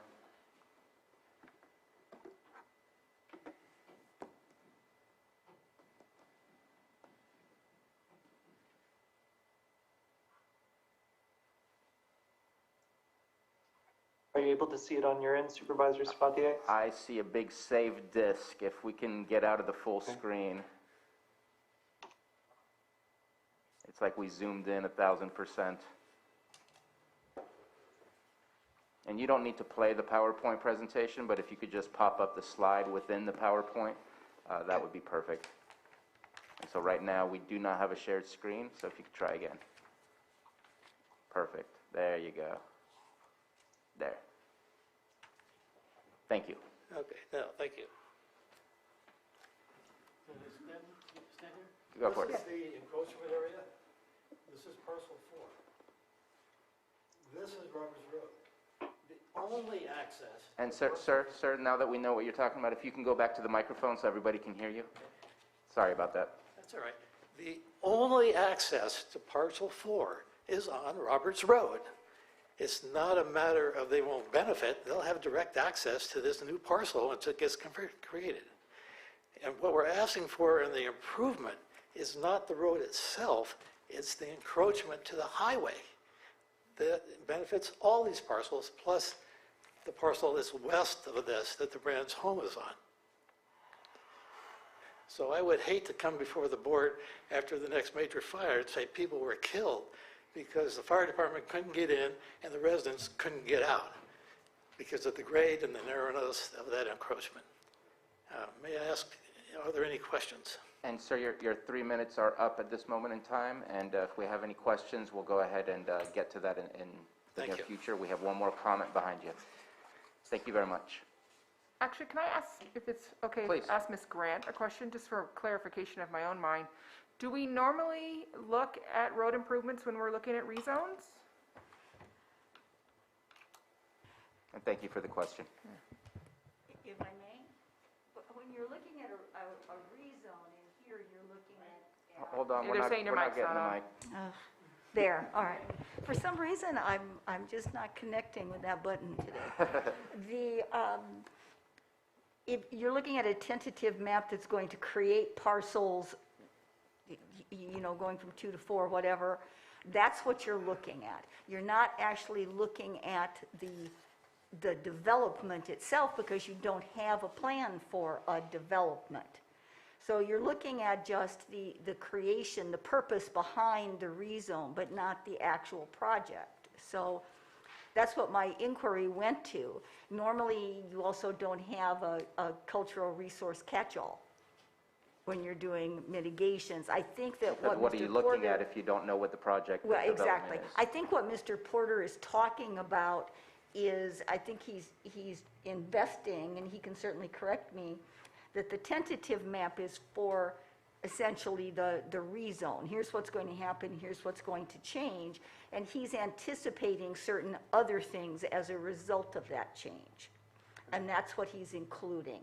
But care needs to be taken that you're not confusing that with approval of an actual project that has no definition, scope, or description before your board, because that you cannot do. So if we went forward and approved this rezone, we couldn't put any stipulations on that rezone regarding roads? They're actually proposed. Conditions number B10, B11, B12, and to a lesser degree, B13. Condition B12 requires improvements to the intersection of Brand Lane with Highway 29. Condition B11 requires Brand Lane be improved in accordance with the requirements of the Department of Public Works Road Division to Lake County Minor Road Standards. And condition B10 requires an irrevocable offer of dedication of Brand Lane to make that part of the road a public road. And if I may interrupt, I think the question was, can we, in a rezone, make those types of requests? Am I correct in clarifying your question? The conditions definitely are there, but in a rezone, is that a trigger to make sure that somebody brings it up to code? Is what we're looking at. I'm going to ask Ms. Grant for that legal. Well, that's actually a planning question if they feel the impact of just the act of the rezone. Again, you can't morph this into an approval of a potential development project because none of that is before you. And this tentative map can't be designed to do that. The tentative map, which is, a tentative map is a milestone in the development process. Right. It's a benchmark that you hit, and it's very significant. Here, the tentative map only goes to the act of the rezone. And so what planning is I believe, doing is attempting to look at the impacts from the point of the rezone, just as a general matter, as opposed to anything specific. The one question your board may want to ask is, are these the same conditions that the Planning Commission reviewed? Because if these are different or additional conditions, then you may have an issue requiring it to go back to the Planning Commission. They're identical. Okay. Thank you for that.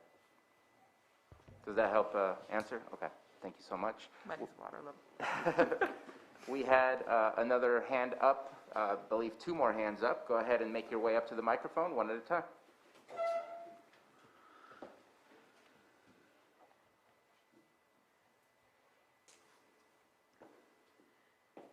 Joan Moss, I'm wondering if this was checked for the amount of water available.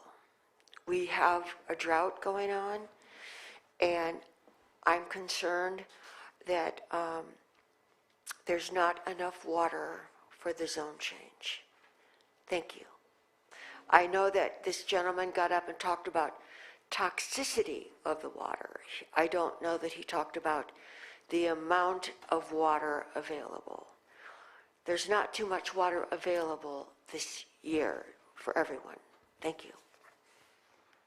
And please correct me if I'm wrong, both Mr. Porter and Ms. Grant, but water availability would be a part of a development process, not of a rezone process, correct? Correct. They did provide a water analysis, by the way. It shows well output and productivity. Okay. And there was another, Ms. Grant? I'm sorry, sir. And just to be clear, the limited analysis for the rezone and the idea or the concept of a project that justifies that rezone does not in any way inhibit or limit your board from all the environmental findings that would have to be made for an actual project. This does not circumvent and cannot be used to circumvent any of that analysis. Correct. What it does is it allows for specific land uses based on the zone, and that's it. Once those land uses are submitted to planning, then the processes of scrutinizing environmental impacts come to play. Okay. We had one more hand up. Go ahead and come to the microphone.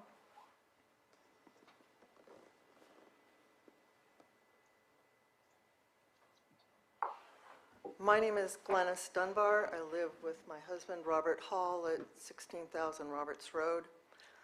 Back in the 70s, Mr. Carmody did a minor subdivision and created 4 parcels on Roberts Road.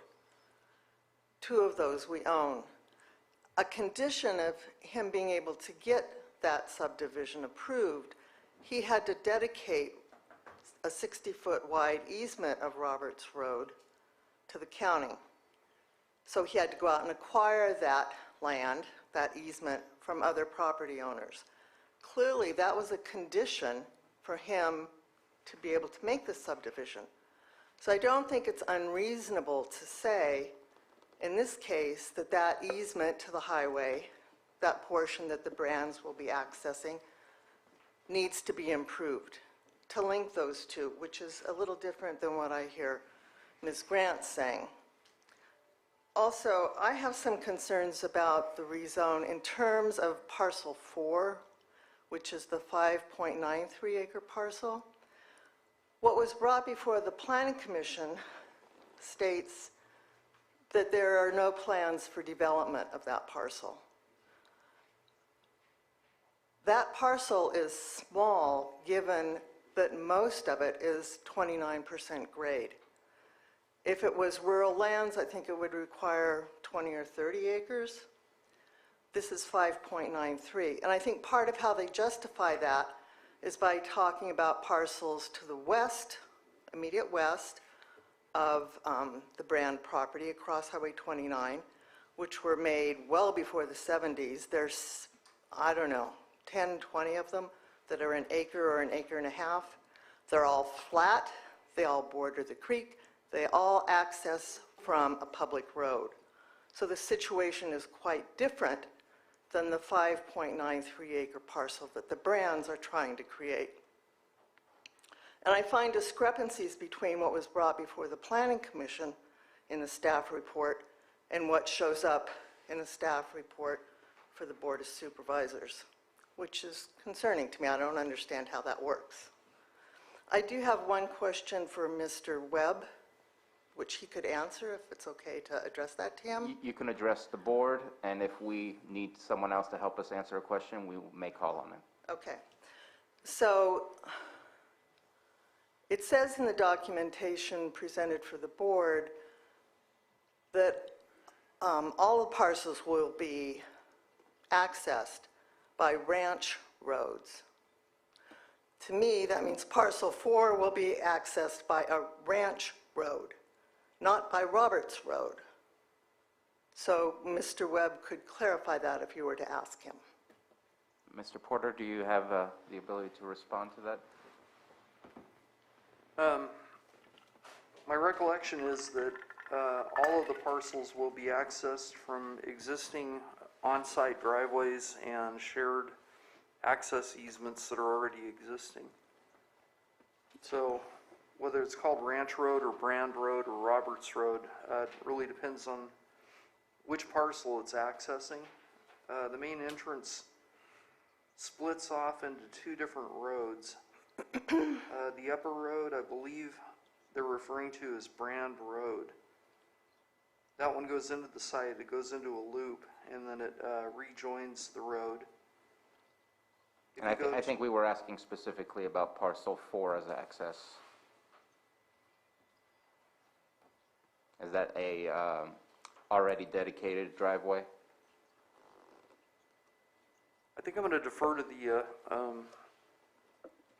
I'm sorry, words are failing me today for some reason, to the PLS, Mr. Webb, who drew the map. He's more familiar with status of dedication and that kind of thing.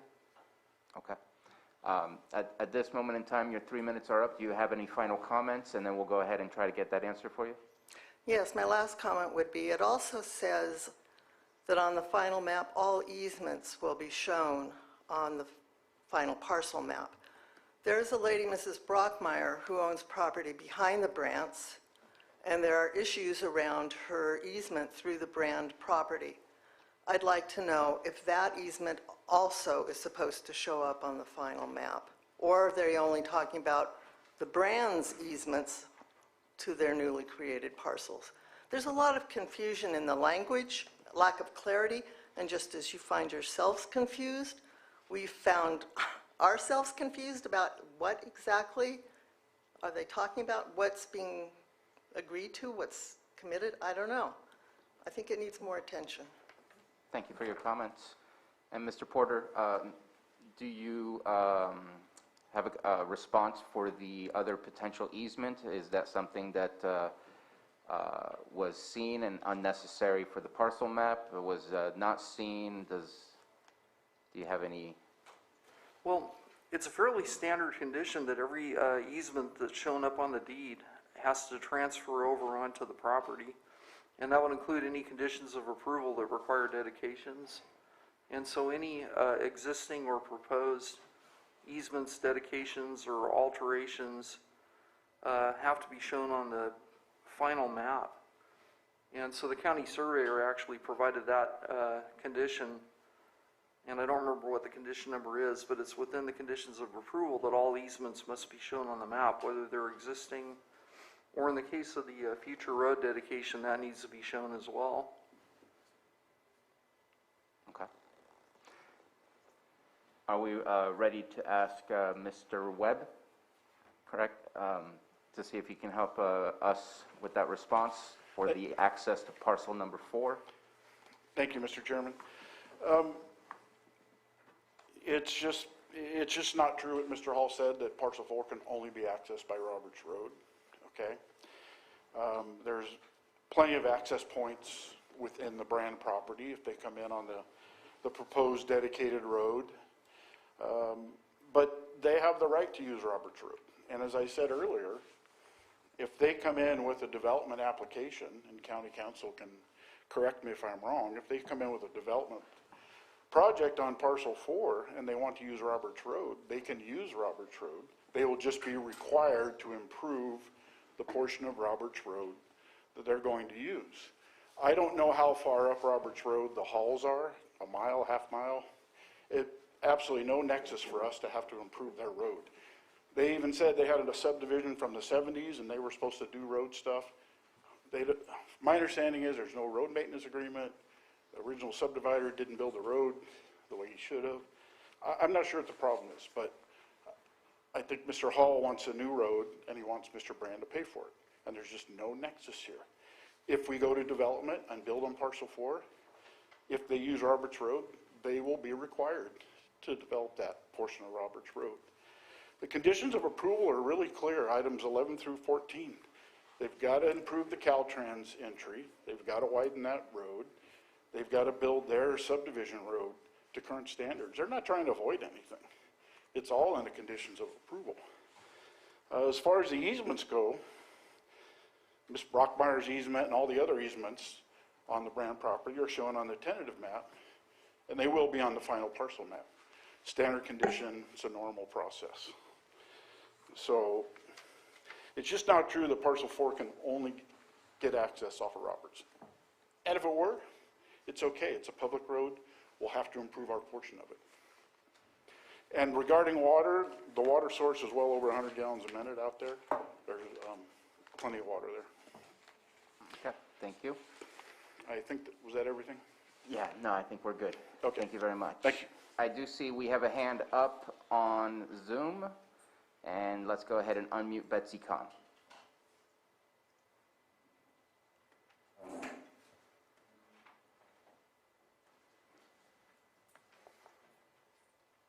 Good morning, Chairman and board members. This is Betsy Kahn. Can you hear me okay? Yes, we can. Thank you. I just have a very general question about the use of the amendment to the general plan. I believe that the county is allowed to make 4 amendments to the general plan per year, if I'm not mistaken. Correct. And today you are considering 2 separate amendments. Is that also correct? Correct. Isn't there another one? Yes, Yeah, correct. 2. Correct. I'm wondering if we have used up all of our opportunities this year to amend the general plan to update our safety element, which needs to be updated. I'm just wondering if we still have that opportunity in the available amendments, if Mr. Porter could maybe answer that question. And it would seem to me that there's 2 out of the 4, which would leave 2 left over for us to work with, and I'll allow Mr. Porter to respond as well. That's correct. Ms. Grant? Thank you very much. Darn it.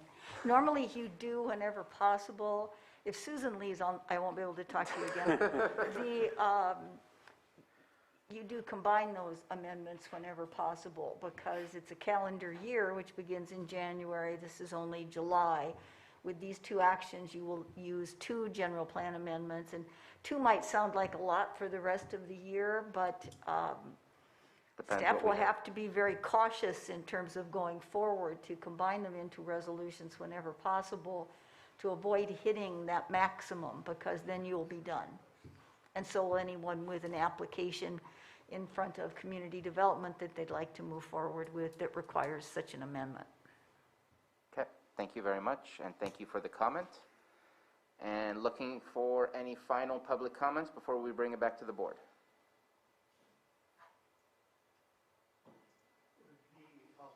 Go ahead and let's try to make it succinct.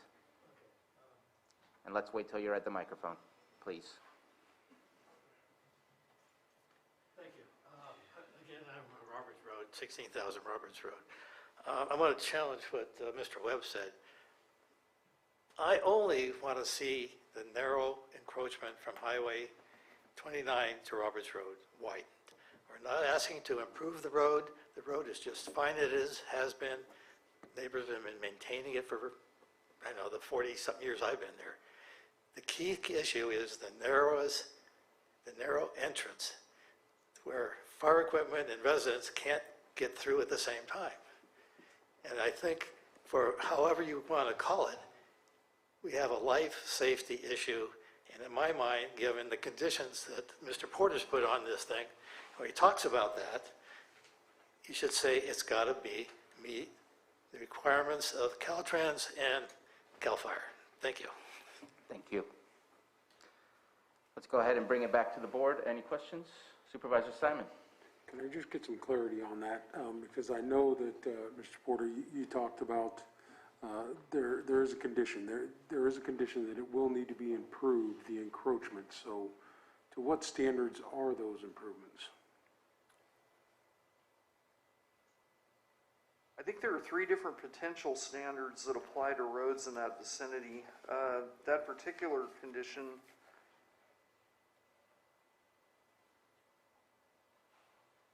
is condition number B12, and it requires improvements to Caltrans entrance standards. So the way it's worded, the intersection of Brand Lane with State Highway 29 shall be designed and constructed consistent with Caltrans highway design standards for public road intersections. The intersection shall be approved by Caltrans. So it would be a significant widening of the entrance into the property. Thank you. And I did just, for record, I did go out and I did visit the property. It does kind of cut through a hill as you go into the Brand's property there.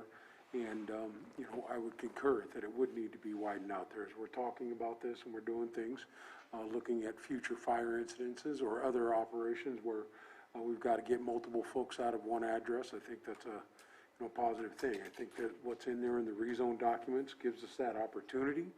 And also, if the Brands are on, or Mr. Webb, you carry that message back, and you've already stated it here, if they're going to be doing that, they'd be improving those road opportunities in and out of the properties as we rezone it. So I'm hoping that we can come to a resolution today and approve this process for the Brands, but also addressing the concerns of our other community members that live on Roberts Road.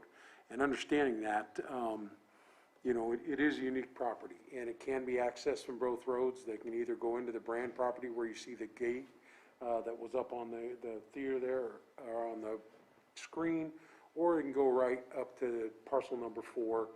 It's a little bit distance. The entrance into there property where the current gate is, probably about 75 yards. I could be wrong on that, but about that distance. And then it'd be probably I don't know if it's a quarter mile or so, if they're gonna go up to, advance to the property, taking the left Y as they move through there. But they could access, as Mr. Webb said, through their property and come out the backside too. So it's in,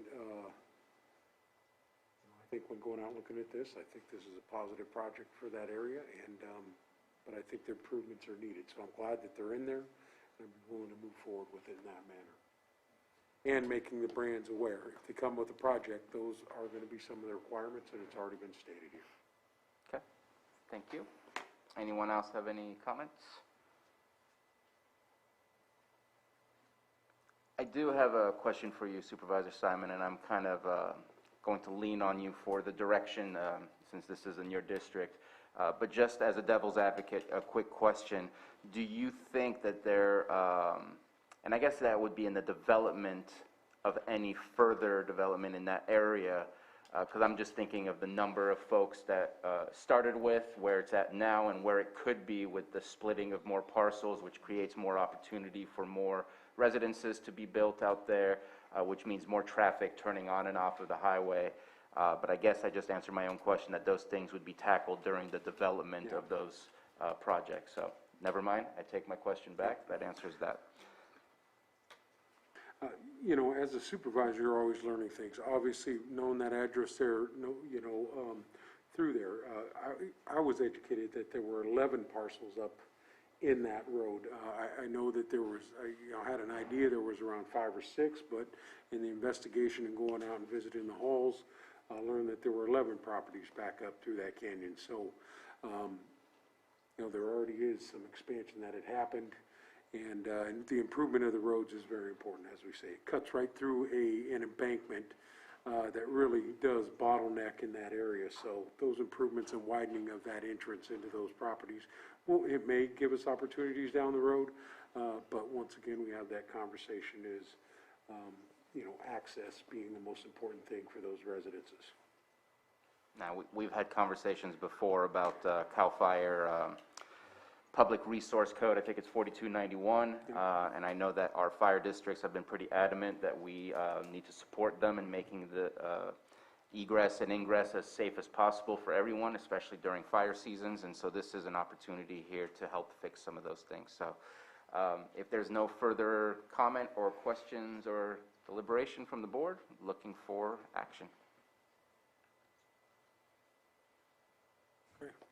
Mr. Chair, so we've got 4 actions here, from what I understand. So we got, Mr. Chair, I move that the Board of Supervisors find, on the basis of the initial study, IS 1731, and the mitigation measures identified in the Mitigation Monitoring Report Program, that the General Plan Amendment, GPAP 17-01, rezone RZ 1701, and tentative parcel map PM 17-01 will not have a significant effect on the environment, and thereof recommend the Board of Supervisors approve the proposed mitigated negative declaration and its associated mitigation monitoring reporting program with the findings listed in the memorandum dated July 20th, 2021. Second. I have a motion from Supervisor Simon, second by Supervisor Scott. Johanna, roll call, please. Okay, Supervisor Simon, Yes. Supervisor Crandall, Aye. Supervisor Scott, Aye. Supervisor Pyska, Yes. and Supervisor Sabatier. Aye. Thank you. Okay.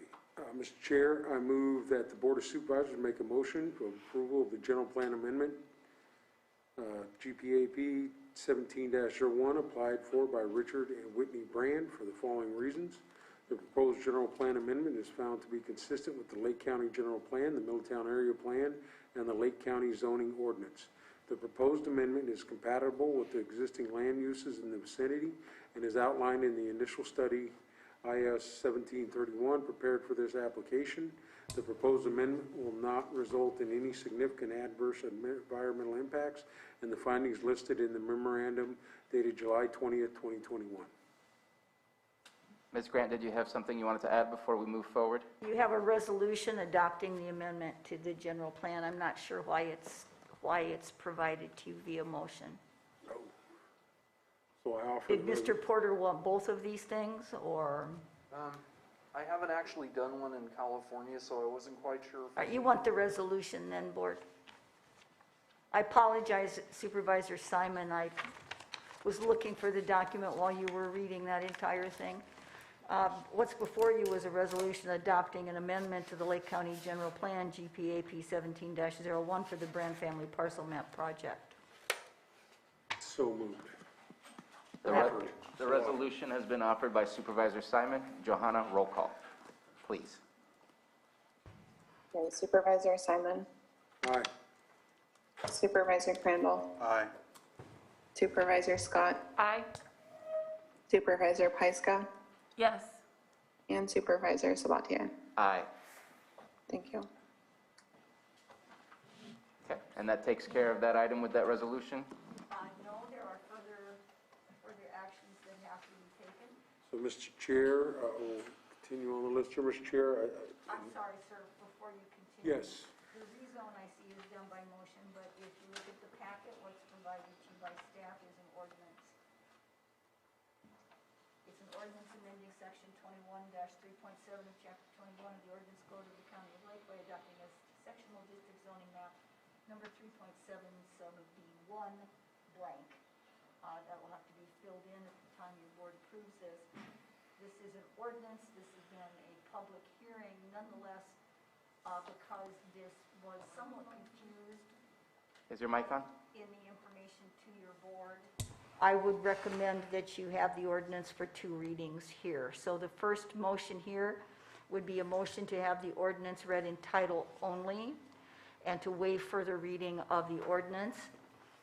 Then you would advance the ordinance to the next hearing, which with a 5-day requirement would be the 27th of July. You can, again, because it's a public hearing, do it all at once, but because there was some confusion with regard to the motion documents and what's contained in the staff report, I would suggest you do it in 2 readings. Okay. Okay. We'll move to offer the ordinance and read it only? Title only. Title only? First to a motion to waive reading of the ordinance and have it read in title only, if I may. Please. It's an ordinance amending section 21-3.7 of chapter 21 of the ordinance code of the county of Lake by adopting a sectional district zoning map number 3.7 subdivision B1 point. If staff's going to add that in, I'm assuming there's going to be a number there. I wouldn't know what that is. So. I usually add that number in. Okay. I have to go back and look to see what the next number in line is. Okay, but this Thank is you, a Johanna. zoning map, 3.7 subdivision B1 point. Yeah. It's not an ordinance number, Johanna. Yeah, I give them the map number too. Okay, all right, good. In that case, then the ordinance has been read in title only, and your board can make a motion to waive further reading. So moved. That's the easy way to Yes. go. Second. Ms. Grant, thank you so much. Motion by Supervisor Simon, second by Supervisor Pyska. Johanna, roll call, please. Okay, Supervisor Simon, Yes.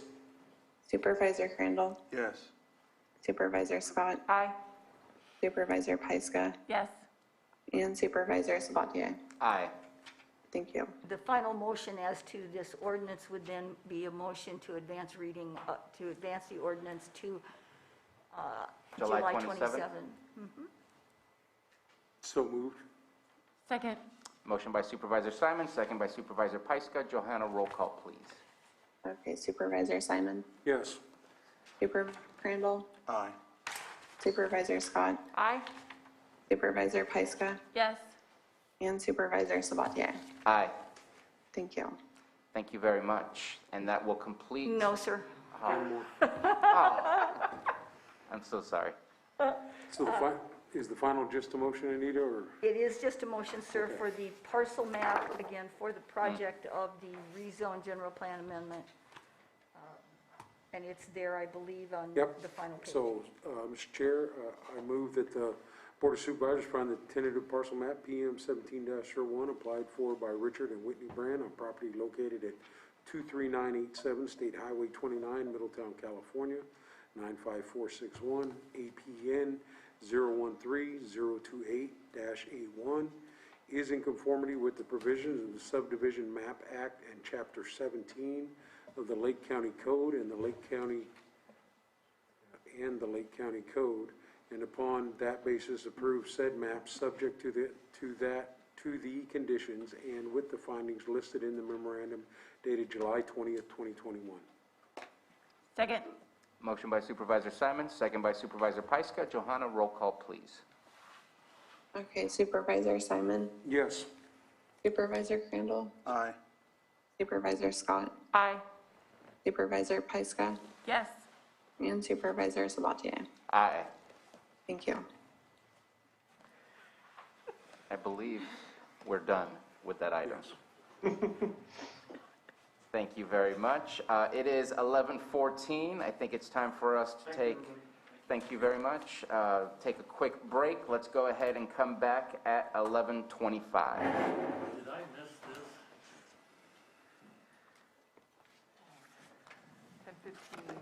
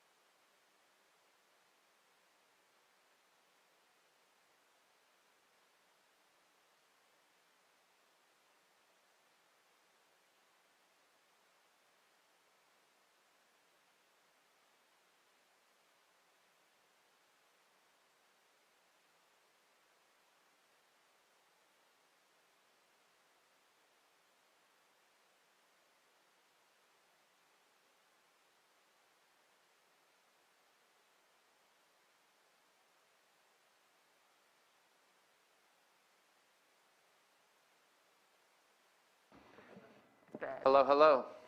All right, let's go ahead and reconvene our meeting. We are on item 6.5. This is our 10:15 a.m. item, public hearing, consideration of rezone for Richard and Beverly Siri, general plan amendment GPAP 19-02 and rezone RZ 19-02, and initial study IS 19-41. And again, let's go ahead and start with Mr. Porter. Thank you. Make sure my mic's on. It sounds like it is. Eric Porter, Associate Planner for Lake County. We have before us another zone change. It's a general plan amendment and rezone. This one does not involve any division of property. It's an existing lot in an area that's comprised of fairly small lots. This particular lot, could we get the next slide, please? Thank you. This particular lot is zoned R3. It's adjacent to 3 lots that are zoned R1. They're similarly sized, and most of the lots that are along this bank of lots have a significant portion of the lot out in the water.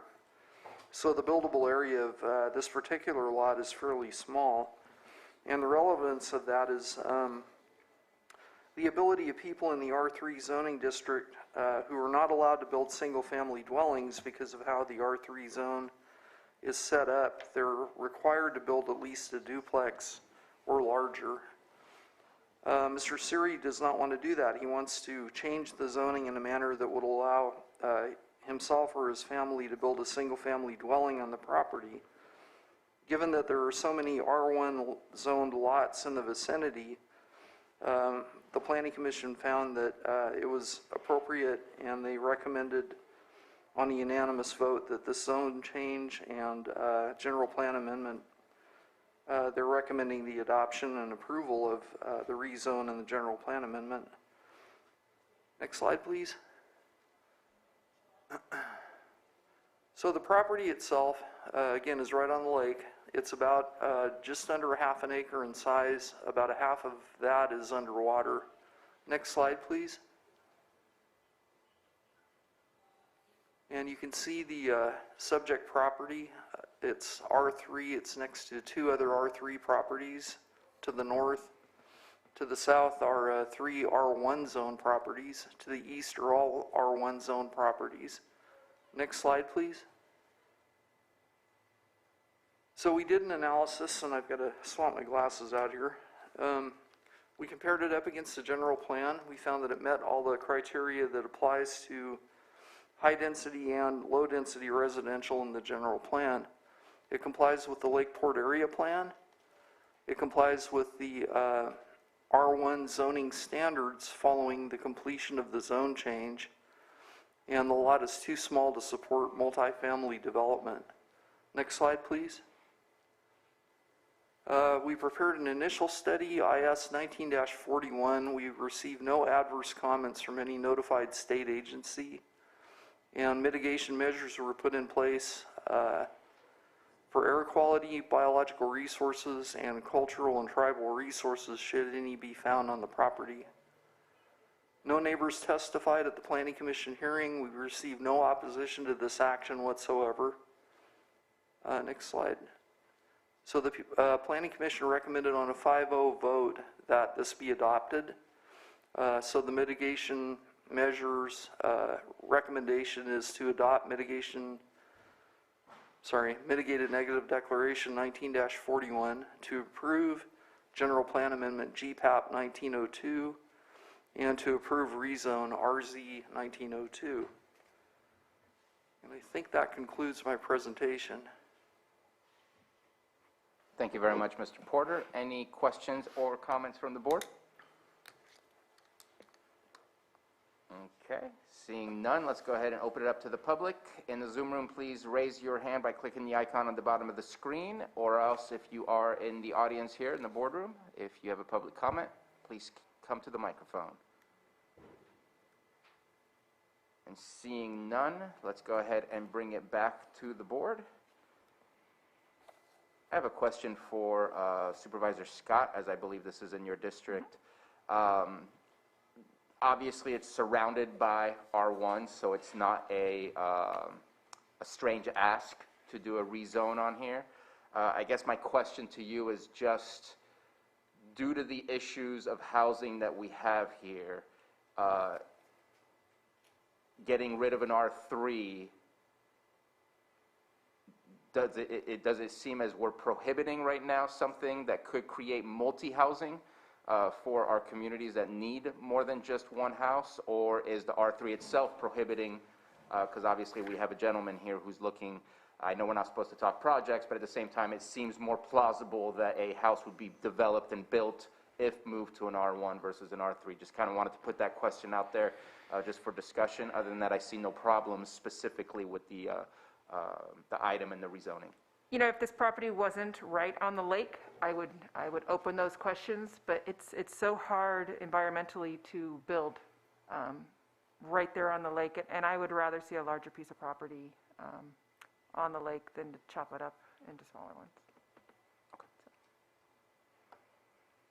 And any further comments at all? If not, I believe we have a question or comment from Ms. Grant. Yes, sir, I would just note that for the sample motions, again, both the general plan amendment and the rezone, the general plan amendment would proceed by resolution, which I'm happy to assist with, and the rezone would also be an ordinance.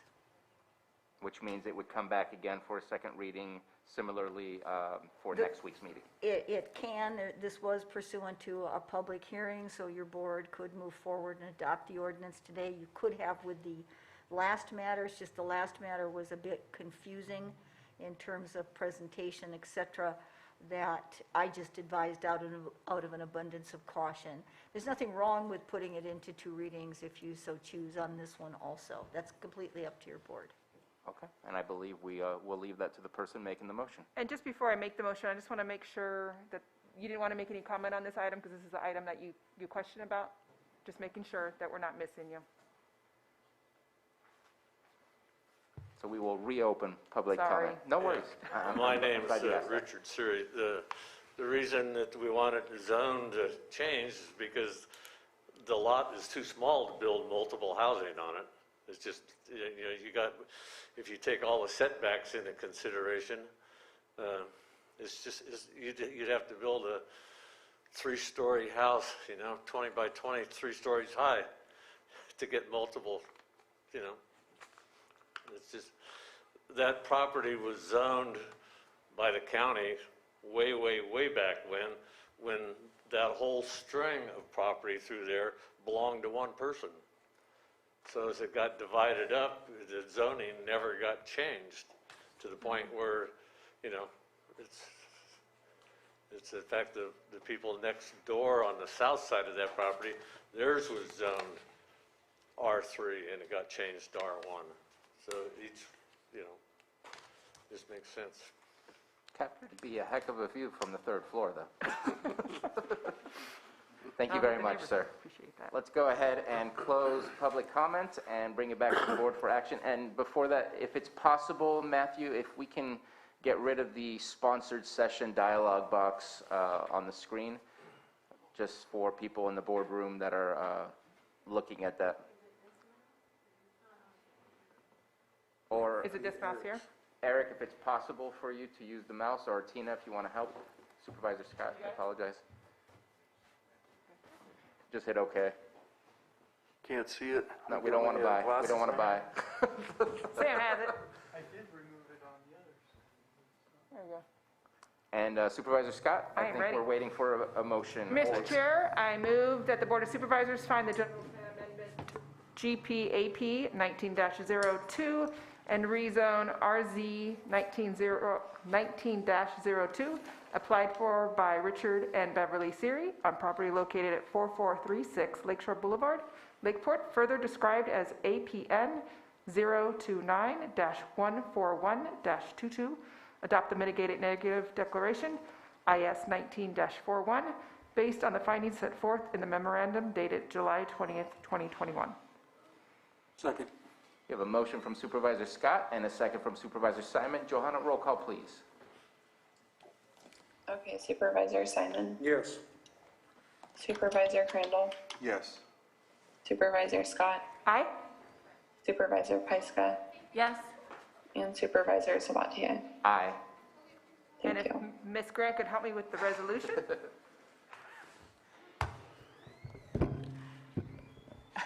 Your board will offer the following resolution, a resolution adopting an amendment to the Lake County General Plan, Amendment GP 19-02, for the Siri Family Rezone and General Plan Amendment Project. I offer the resolution. And the resolution has been offered by Supervisor Scott. Johanna, roll call, please. Okay, Supervisor Simon, Yes. Supervisor Crandall, Yes. Supervisor Scott, Aye. Supervisor Pyska, Yes. and Supervisor Sabatier. Aye. Thank you. And if Ms. Grant could help me with the, is it an ordinance? Yes, you'll have two motions. Well, it depends. Did you want to adopt the motion pursuant to the public hearing today or split it into two readings? Let's split it into two readings. All right, then your first motion is a motion to waive reading of the ordinance and have it read in title only. Once you've made that motion, I'm happy to read the ordinance in title, and then you can go forward with your second motion, which will be to advance the ordinance to the meeting of July 27th. So moved. Second. We have a motion by Supervisor Scott, a second by Supervisor Crandall. If we can have the, To waive reading of the ordinance and have it read in title only, so you'll have, that motion will have to succeed before I... let's go ahead and do a roll call, please. Johanna? Okay, Supervisor Simon, Yes. Supervisor Crandall, Aye. Supervisor Scott, Aye. Supervisor Pyska, Yes. and Supervisor Sabatier. Aye. An ordinance amending Section 21-3.7 of Chapter 21 of the Ordinance Code of the County of Lake by adopting a sectional district zoning map, number 3.7 sub B1 point blank. Next, the motion would be to advance the ordinance to July 27th for second reading. So moved. Second. We have a motion from Supervisor Scott, and I believe I heard Supervisor Crandall do the second first. If we could please get a roll call, Johanna? Okay, Supervisor Simon, Yes. Supervisor Crandall, Aye. Supervisor Scott, Aye. Supervisor Pyska, Yes. and Supervisor Sabatier. Aye. Thank you. Mr. Porter, thank you very much for your time today. Thank you. And Ms. Grant, thank you. Very much. We would have to have more meetings just to correct our motions. So we're going to move on to item 6.6, our 11 a.m. item. Public hearing, consideration of an ordinance amending Article 10 of Chapter 2 of the Lake County Code to include further requirements for exemptions from competitive bidding and requirements for bid protests. And looking at our... 2 years and 13 days. Thank you for your patience. Looking at our, I don't know if CAO Hunchickson is available, or else passing it on to the admin office. Yes, she is. I'm back, Mr. Chair, and just wanted to welcome Chief Deputy CAO Stephen Carter. He's going to present this. Thank you. Good morning, Board. Before I get too far into it, I wanted to thank Chairman Sabatier for his input on the requested changes for the purchasing ordinance. There are a few main changes, the first of which can be found on page 5, which is under section 2-38, exemptions from competitive bidding. 38.1, where the consumer price index used to have the USC averages, it's being updated to the San Francisco, Oakland, Hayward, which is the CPI that we generally use for our county. And then the next section that would be updated is 38.2, not in the public interest, for exemption for competitive bidding, sorry. Adding under a state of emergency an A, where an emergency purchase is a purchase made in response to an emergency as defined in section 34.1K herein, where it's already in the ordinance, but it is a definition that goes along with the state of emergency. And then the part B is also referencing another part of the ordinance where it provides further guidance. And then for 38.22, the unique nature of the goods and services precludes competitive bidding. It's proposed that competitive bidding shall be required every 5 years if the previous attempt to obtain competitive bids resulted in a single responsible bid. And Part B would be extensions during the 5-year period shall not require competitive bidding. And then also 38.23, a determination that competitive bidding would produce no economic benefit to the county has a Section A, the cost of supplies, materials, equipment, or contractual services would not offer a large variation in overall cost. The possibility of completing the competitive bidding process for new supplies, materials, equipment, or contractual services would be offset by any potential savings. And Part B would be competitive bidding, again, shall be required every 5 years. And Part C, extensions during the 5-year period shall not require competitive bidding. The next section that is being updated is section 46.1, and I'm found on page 14, and that's the bid protest procedure. Updated 46.1E, where previously it only allowed for 72 hours for someone to protest, put in a bid protest. I'm requesting it be updated to show be filed no later than 7 days after the date of the notice to award letter and or formal bid opening, holidays accepted. Any protest filed after this time will not be considered. So it extends the time a little bit because 72 hours was a little short for anybody who wanted to protest to receive the documents to know whether or not they should or had grounds to protest other than they just felt like protesting. So some of the other changes, quite often during the document, the ordinance, it would say just the protest with, let's say, the purchasing agent. I request to add or assistant purchasing agent, which are department heads as delegated by the purchasing agent. So it adds a little leeway there. And then updated some pronouns throughout the document to bring them into modernized vocabulary, we'll put. And that is all I have for the presentation. Thank you very much, Mr. Carter. Any comments from CAO Hutchinson on this before we go back to the board? Nothing further, Mr. Chair. All right, thank you very much. Just want to say that this is something that we've talked about quite often. I looked at our purchasing ordinance, provided some of the changes that I felt were needed over to our administrative staff. They reviewed my changes, and what you see before you is a compromise where it's not exactly what I submitted, but at the same time it also has some other changes that were much needed in order to have a more inclusive sounding ordinance, as many times his and her or he was the only person allowed to sign, which obviously is not the case even now. So I appreciate staff working with me on this and bringing this to your attention. And one of the things that I'm going to request is, I think that 5 years is too long. I'd like to see that be 3 years. And that is the only change that I would be looking to do. Looking to see what that discussion looks like. And I see that Supervisor Pyska has her pen up.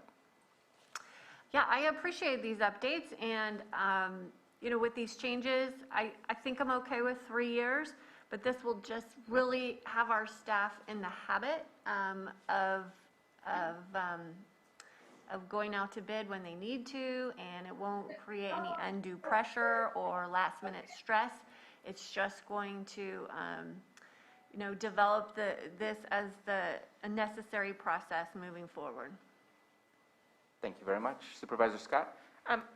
Thank you for bringing this back. I guess my only concern is, would this prohibit us as a board, when we're talking about people and not talking about widgets or purchasing something, would we have the ability to, even though they may not be the lowest bid that comes in, but keeps something in place where people actually live, where it'd be detrimental for them to be moved to a new facility?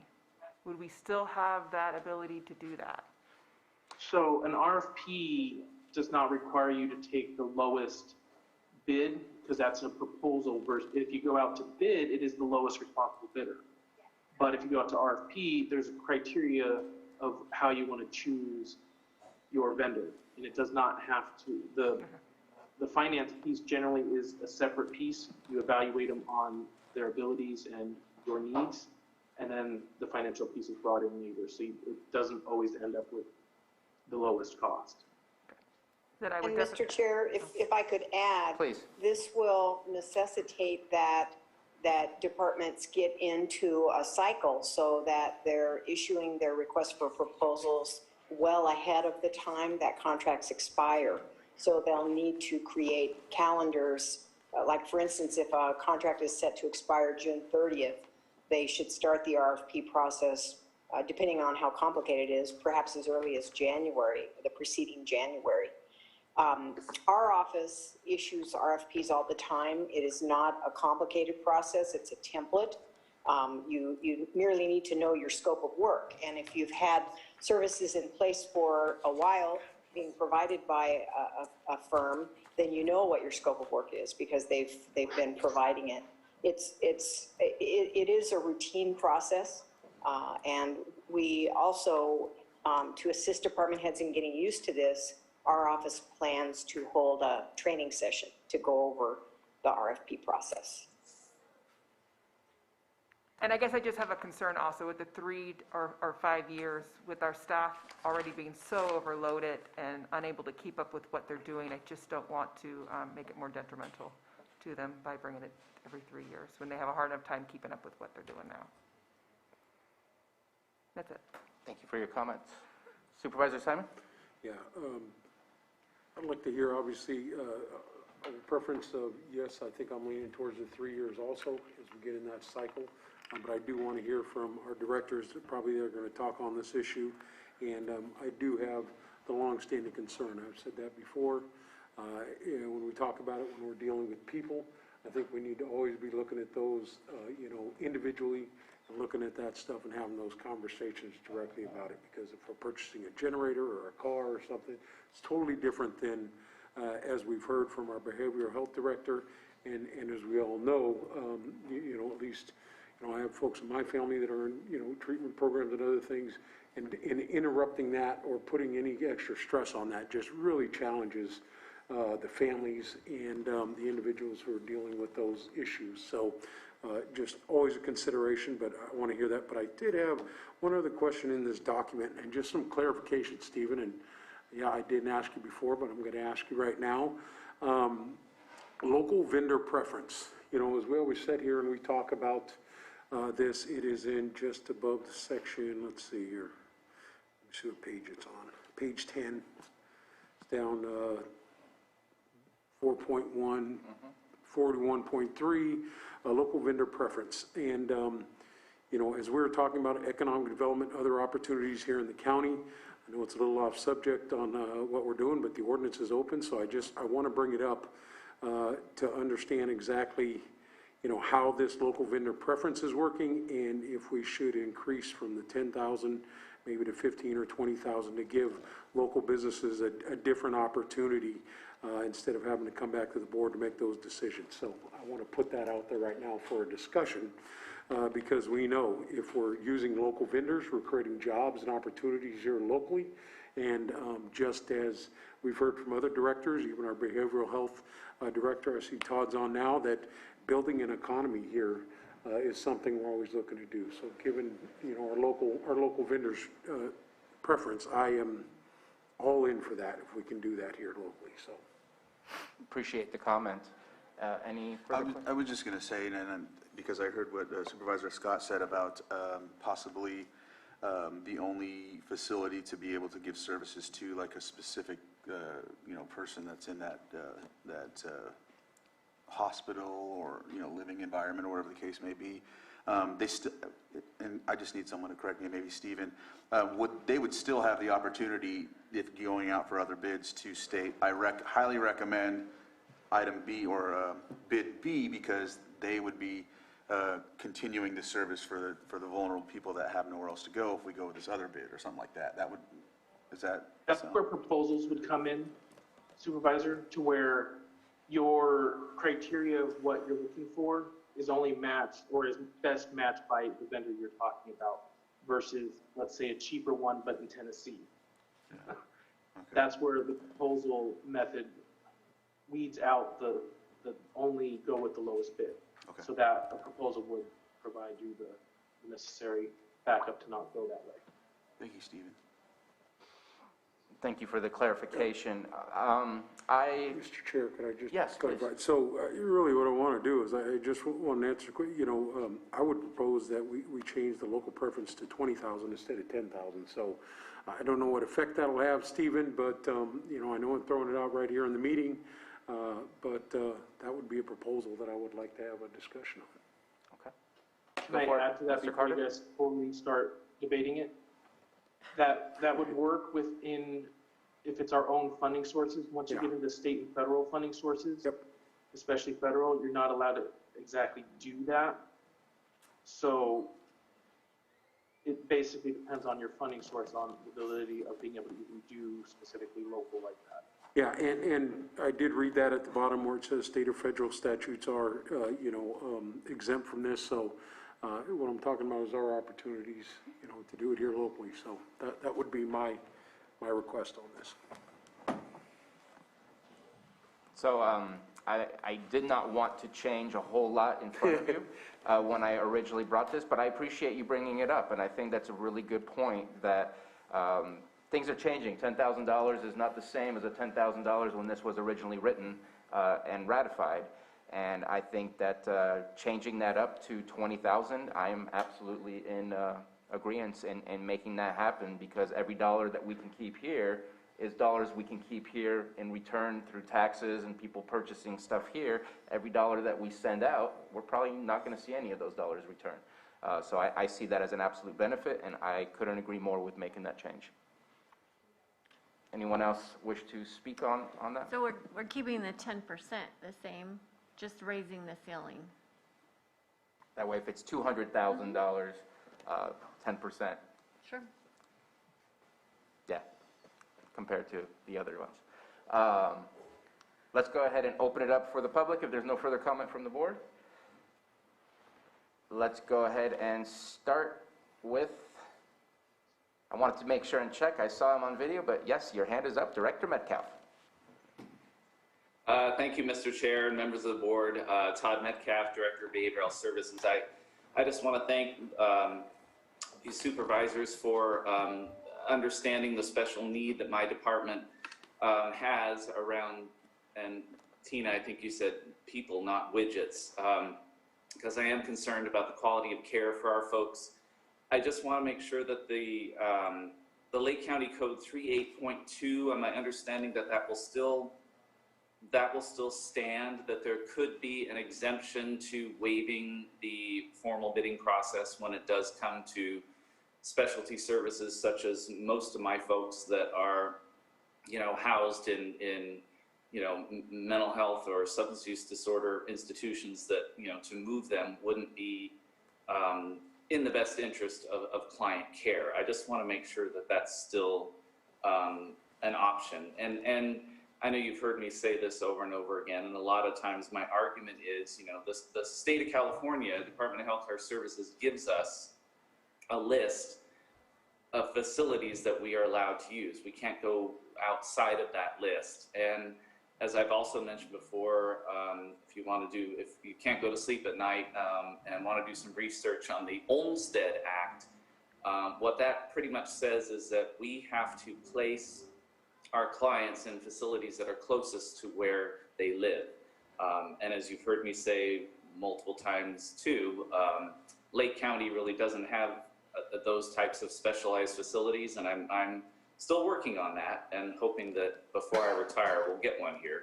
But just want to make sure that there's still consideration for continuum of care. I know that's so overused, but just I have deep concerns about moving our clients just to save a few bucks, because that's not what we're all about. And I'll respond to that, that right now, the way it's written, no, there would not be an exception to the rule. There would still be every 5 years. But I think the RFP process, we need to think about it more so than just saving bucks. If we have a facility that is not providing the same service that can be found somewhere else where we will see better outcomes, I think those are things we need to look into as well, rather than just saying, this is the place that we've been working with for the past 5 years, and even though it's a 2-star residential facility compared to this 4-star, we're going to keep them at the 2-star. I think we need to make sure that we look at all the above. It's not about saving money, it's about the outcomes that we get with the patients that we receive. And I know that in your contracts, and I'm going to butcher what the commentary is, but I see all the time that we are trying to provide the lowest need of care or something like that, something along those lines. And it's because we don't want to provide you a silver platter if all you need is a fork. We want to provide you just what you need for the ailment that we're trying to deal with. But I think that we need to look at the outcomes, the service, and the cost of the facilities. We happen to be 2 hours away from Sacramento and 2 hours away from the Bay Area, the North Bay. I think there's still some possibilities of being able to discern what is the best facility for our patients, and looking at what the cost is of moving patients. Let's say there's 10 instead of 0, then that could also be a part of the conversation as we make a decision based on the RFPs. I think that we need to really look further than just the cost. We're trying to provide a service to help, not just to provide a service to pay for. And I think that that is important to do the RFP. I think that right now, and yes, I know that I've been picking on your department, but your department is very important and becoming that much more important in dealing with homelessness, in dealing with even our justice system. We're looking more towards your department to provide some services. That means that there's going to be some new agencies coming up, and have already been coming up, because there's so much more money that's eligible. If we continue to tell the world that we're not doing RFPs and we're just going to continue with whoever we're working with, eventually we're not really looking to see what our best possibility for outcomes and cost will ever be. And so I think that it's good for people to stay on their toes, the ones we're working with, to make sure that they are providing the best service so we can get to the best outcomes, versus just making an automatic rubber stamp to continue what's going on. I think that we are trying our best, and we are believing that we're getting what we want, but sometimes it's hard to know if we don't really put it out there and find out what is new out there, what is available. And sometimes, yes, you will get the list. Other times, I'm sure that there's more possibilities than just, I think for like psychiatric things, I think the list is very narrow, but for other services, I think the list can be a little broader, and I think that we just need to, we need to be cognizant and mindful of all those impacts from making the change, but I think the public and us are more confident in the decision we will make if we follow the RFP process. Thank you, Mr. Chair, and we will work on being more specific in articulating in our board memos, like I said earlier, about how the state gives us a certain list of facilities that we can use. We'll make sure we include that verbiage in our memo to the board, so it'll hopefully streamline this process. I think so. I think it will. Thank you for that. Okay, let's go to the next public comment. We have 2 hands up in the Zoom room. Let's start with Betsy Kahn.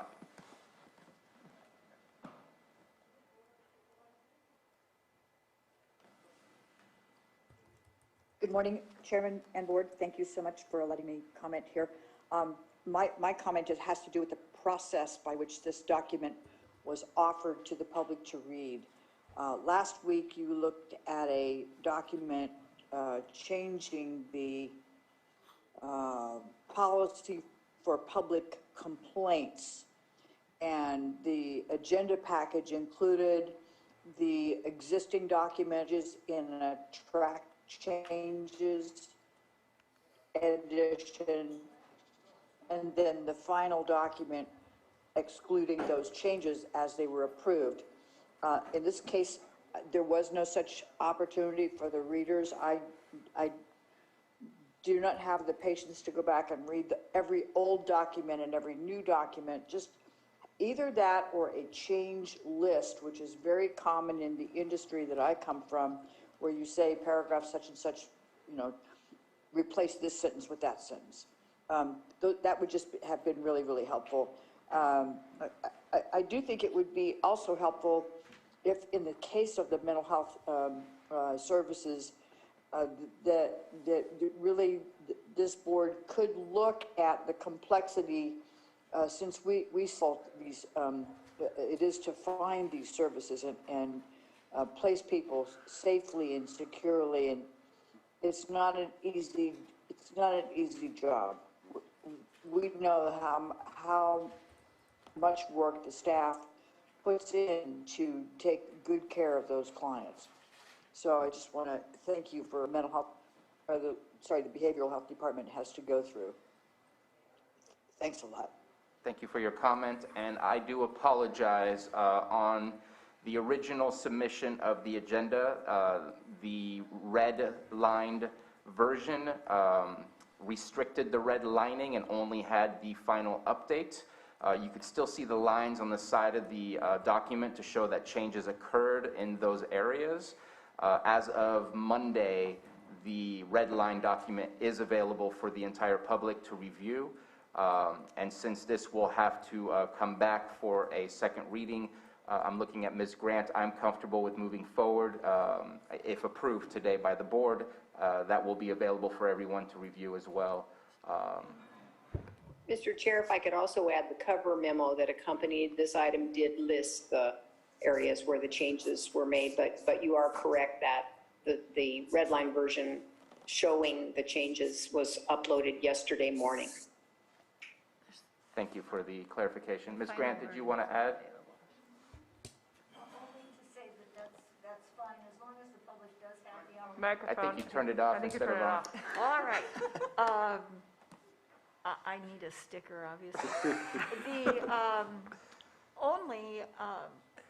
As long as the public does have an opportunity before final action of your board, and should the public make any comments after reviewing the red line version that your board finds noteworthy, you can still change the ordinance, but you'd have to advance it another time.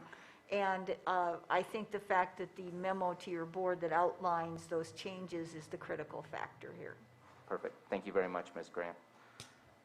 I see another hand, Jolie Colfax. Yes, this time it was intentional. Thank you. Julie Colfax, Mental Health Advisory Board Chair. Thank you, Chair Sabatier and Board of Supervisors. I have a couple of questions on the idea of exemptions and waivers to the formal bidding process. First of all, does the RFP process still constitute a waiver of the formal bidding process, or does it fulfill that requirement? And is there a possibility that under the 38.2 exemptions, ways to request waivers for it, that there be some item that allows an exemption for items such as residential treatment programs where, for example, the Olmstead Act or the Lanternman-Petrie Act require least restrictive environment or a location closest to home, where that could be identified as mitigating factors when requesting a waiver of the formal bidding process, given that those kind of specify a single provider that is required to be utilized in those situations, versus where we can say, okay, yeah, this one's a little further away from home, but it does meet the needs of the client best, where there's that kind of a distinction being made. And so at this moment, and Mr. Carter, please correct me if I'm incorrect in responding to this, the RFP is a request for proposal which would collect bids for the services that we are looking to receive or to contract with. And so the RFP itself would fulfill the bidding process. It is not a waiving of the bidding. In our discussion with Director Metcalf, where there is a list that we receive from the state, and let's just say that on that list there is only a single item, obviously we would not need to go through, in my opinion, that would be enough information to say that let's not spend any time doing an RFP just to find out that it's the one on the list from the state of California. If there's more than one, then at that point, yes, this document would say we go out to do an RFP. Mr. Carter, please correct me if I was incorrect in my statements. I would agree with your statements.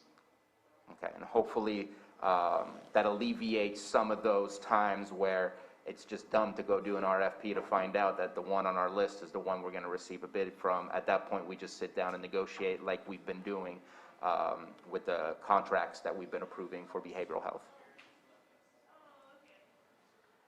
So I don't see any further hands up either in the boardroom or in the Zoom room, and so looking to bring it back to the board.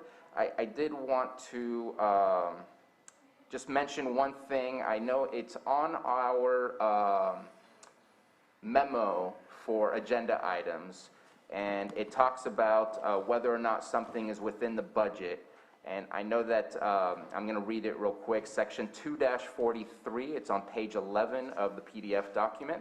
So section 2-43, availability of funds, 43.1, except in the case of emergency purchases made pursuant to section 42 of this article, no notice of award of contract shall be issued, no contract shall be signed, and no purchase order shall be issued until the purchasing agent or assistant purchasing agent has determined that the unexpended balance in the appropriation or appropriations concerned is sufficient to defray the amount of such contract or purchase order. I just want to make sure that we recognize that that information can be submitted directly to the public as well as the Board of Supervisors within the memo where it says, yes, this has been budgeted for, and so on and so forth. And I find that sometimes we miss that part of the memo, and it's hard to know if, did we budget this or did we not, and it's difficult for us to go back to the document, and I think staff has the knowledge and the easiest way to figure out, yes, this has been budgeted for, therefore this is why we're asking you to go ahead and approve this. So I just wanted to make sure and highlight that, because that is something that is easy to miss when filling out one of the memos for these types of things. There's 2 offers that were put out, and I don't know that I heard a full consensus. I think I did for the local vendors, changing that to 20,000. I believe we had a consensus on that. I see 3, I see 5. And then I also offered to change it from 5 years to 3 years. Is there a consensus for that as well? Yes. I'm seeing a consensus. Okay. Any further comments or questions? Yes. Oh, Mr. Carter. I had to look at the Zoom screen. So considering what I've been hearing, I would almost recommend that 38.22, where it's the unique nature of goods or services precludes competitive bidding. I would almost recommend removing A and B and then letting it be completely on the memo in their presentation to the board, and let it be completely on the board's decision on whether to accept that, the limitation or not, the exemption. Can you repeat that one more time? I just scrolled down to that section 38.2. The exemption for the unique nature of goods or services precludes competitive bidding. That's what originally was there. Mm-hmm. We were asking to add the competitively bid every 5 years. If it truly is unique and it precludes competitive bidding, it probably be best to eliminate the addition of A and B and leave it up to your board to make the decision whether it is something that should be exempted. Okay, I understand that it's kind of a contradiction in what it says at the beginning, and then the A statement contradicts it, because obviously wide bid if it is unique nature of the goods. Is it possible to maybe add A, provide documentation for evidence of it being a unique nature of the goods and services? I can definitely make that kind of change. And I'm looking at the board to see if that's an approved change. Since it is unique, give us evidence that it is unique rather than just making the statement. And then that way, that would make for the exemption for those types of services. And Ms. Grant? Thus far, your amendments have been very specific, so if you want to change the language of 38.22, then your change should be very specific to the public to allow for a clean second reading. In other words, you have to come up with the language as opposed to just... Right. And Mr. Carter, do you have the ability to create that language, or would you prefer that we give you direction and come back next week with another first reading? Which I would not mind if that was the case. I want to make sure that this is right, rather than asking you to put something together on the fly that would then possibly be changed again on our second reading. I will not be here next week, but I do believe it's in the best interest to allow us time to wordsmith it properly instead of something on the fly. Okay. And so we had consensus on the two previous changes, and I believe we have consensus on giving direction to staff to create language for that exemption. And so I think that's at this point in time, we don't take action, and you've been given direction. So then, Mr. Chair, to clarify, you're not advancing it for a second reading on August 2nd, for example. You want it to come back August 2nd for another first reading with these changes? Correct. Correct. Okay. Any further comments or questions before we move on? No sense of rushing anything. Okay. I appreciate the conversation and also the methodical approach rather than, again, as Supervisor Scott just said, pushing something that in the long run will look behind and maybe ask more questions about it. Thank you again to admin staff for working with me on this, and Director Metcalf, I know this has potential impacts for you, so I appreciate your comments and your participation in the conversation as well. Mr. Chair, one other point of clarification as we work on the changes, though. Was there consensus from your board that we should change the 5 years to 3? Yes. Okay, thank you. Yes, it was change it to 3 years, change it to $20,000 for the local vendors, and provide that language for the exemption to provide evidence. Okay. Can't seem to find my agenda. There it is. Thank you very much. We will be moving forward to our, let's see here. We're waiting till 1 o'clock to do that item. Let's go ahead and pick up 7.3. Are we going to take a lunch? We will be taking a lunch, yes. I believe that how we are on time, and please provide me your input, that we will take up our 7.2 item at 1 o'clock. That is when the investment group plans to be here for that conversation. After that, if it's approved, well, not if, no matter what, after that we will take a lunch and seeing if we'll take a long lunch to see if it's approved, we can meet with them as well, because they were planning to meet with some staff. So that was my goal, is around 1 to 1:30, taking that lunch break. Okay. Is everybody good with that? All right. I got my snacks. So let's move on to 7.3, consideration of certification resolution for an exception to the 180-day wait period to hire CalPERS retiree as an extra help county employee, and B, consideration of advanced step hiring of Jeff Ryan as an extra help employee. And Lars Ewing, Director Ewing. All right, good afternoon, Lars Ewing, Public Services Director. I appreciate the board's taking up this item. So the board is aware that Jeff Ryan retired on July 6th. As a condition of a retiree coming back to work for the county on an extra help basis, there is a requirement that they wait 180 days before they can come back. There is an opportunity to do that prior to 180 days, and the condition is that the appointment needs to be necessary to fill a critically needed position, which is why I'm coming to the board. Jeff Ryan has a depth of experience that would provide a huge benefit to the Public Services Department. We have a position of Deputy Director for Project and operations that we have done a couple of recruitments for. It came to light during the second recruitment that this might be an option, this being hiring Jeff Ryan on an extra help basis to fill the position. And in order to do that prior to the 180 days, there is a requirement that we have the resolution that that the board, should the board approve it, would resolve that there is the need and that we meet the conditions that CalPERS requires. So that's the A part. The B part to this item, should the board approve the resolution, then I'm requesting that we bring Jeff Ryan on at an advanced step level, step 5. This went to the Class and Comp Committee last week, and they did recommend approval of that. Thank you very much for your presentation.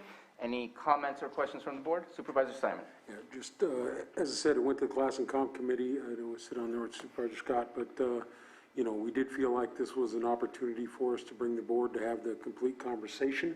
Ultimately, it's up to the board, but we were in favor of bringing that conversation here. Ultimately, when we look at these, we've had conversations in the past about step 5, but really where I was coming from with this is we know we have a long-term dedicated employee, Mr. Ryan, and you know, we think that this would, at least myself, feel like, you know, with this step 5, we know that it's not from somebody who's coming here and unproven.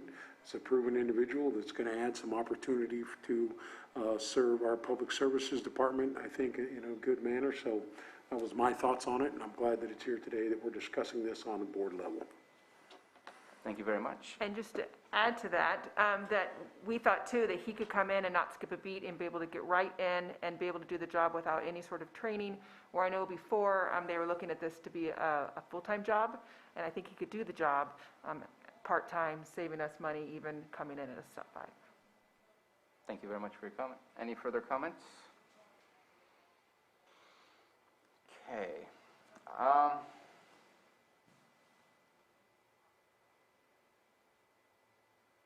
Part A is easy for me. Unfortunately, we're not even close to 180 days. So yes, I believe that there's many things that he can help out with over in public services. There's a lot of major projects going on. We just heard about one last week. So I'd like to put a potential caveat, because I think we need to not be weary. That's not the right word. I'm uncomfortable with part B. I'd be more comfortable with a lower number, but at the same time, I recognize the expertise and I recognize the prior knowledge that makes it so much easy and smooth transition. And also, I believe, if I remember correctly, that Mr. Ryan has a lot of experience in public services as well, prior to going over to our county council department. I'm wondering if we can get like a mid-year report on how the projects that he will be working out are going, because I think those projects are all important to us, and if we can add something on top just to kind of get a feedback and get an update on those projects, I think that would make me feel a little bit more at ease. I want to make sure that we are moving forward. Is this enough help? What else do we need to do? Because I think there's some very large and important projects that are happening in that department. 900 hours versus a 2080, your typical full year, is vastly different. So it's not necessarily the 5 or less that's of concern to me. I want to make sure that maybe should we have gone through the process of hiring a full-time person versus what are we really getting out of the 900? I believe they did, though. But they did not get, there could be incentives that we put in now that we've changed some of those things. We can look at different possibilities of directions to go to ensure that we fill those seats. Right now, this is what's being offered to us. And so I want to make sure that that is enough. I know that I talked about it during budget. What else can we do to help you? Because I know that Director Ewing has a lot on his plate. I know I've added to his plate, unfortunately for him. But I think it's all important stuff. So that's my only added request is, can we get a mid-year update on how things are going and how things are moving along? And looking at the board to see. To respond to that, if I could, I absolutely would be happy to do that at 6 months or at whatever frequency the board would request. That's certainly an easy thing to do. And I think if it's any more than 6 months, then we're wasting the valuable hours that are limited right now already. So I don't want to ask more than that. And I'm looking to the board if that's something they don't mind adding in. Yeah, I don't mind that adding in, and I'm just really appreciative to the committee for coming up with the solution. Okay, if there's no further comments or questions, let's go ahead and open it up for Ms. Grant. Just briefly, you'll Did you forgive- turn off or on? I'm on now. She's good. Sorry, Sam's playing games back Please there. don't scare me. I finally got it right. Just paranoid lawyer's abundance of caution.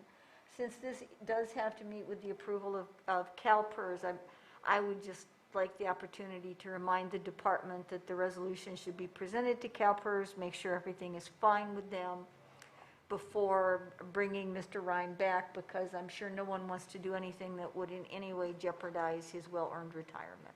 Absolutely. Yeah, and to comment on that, we did provide, really through Jeff Ryan, because it is his retirement. He did reach out to CalPERS and requested a review of that of the resolution. Ultimately, their response was that if the Board of Supervisors approves the resolution indicating the need for the position, then that's where it ends. Nothing, I won't tell Anita that there is no risk, obviously, but I appreciate that point, and I would say that from Jeff's perspective, from Jeff Ryan's perspective, and from the department's perspective, we did our due diligence to ensure that we would be protecting his retirement. Appreciate the assurances. Let's go ahead and open that up to the public now. Anyone in the public in the boardroom wish to comment on this item? And anybody from the Zoom room wish to speak on this item? All right, let's bring it back for action.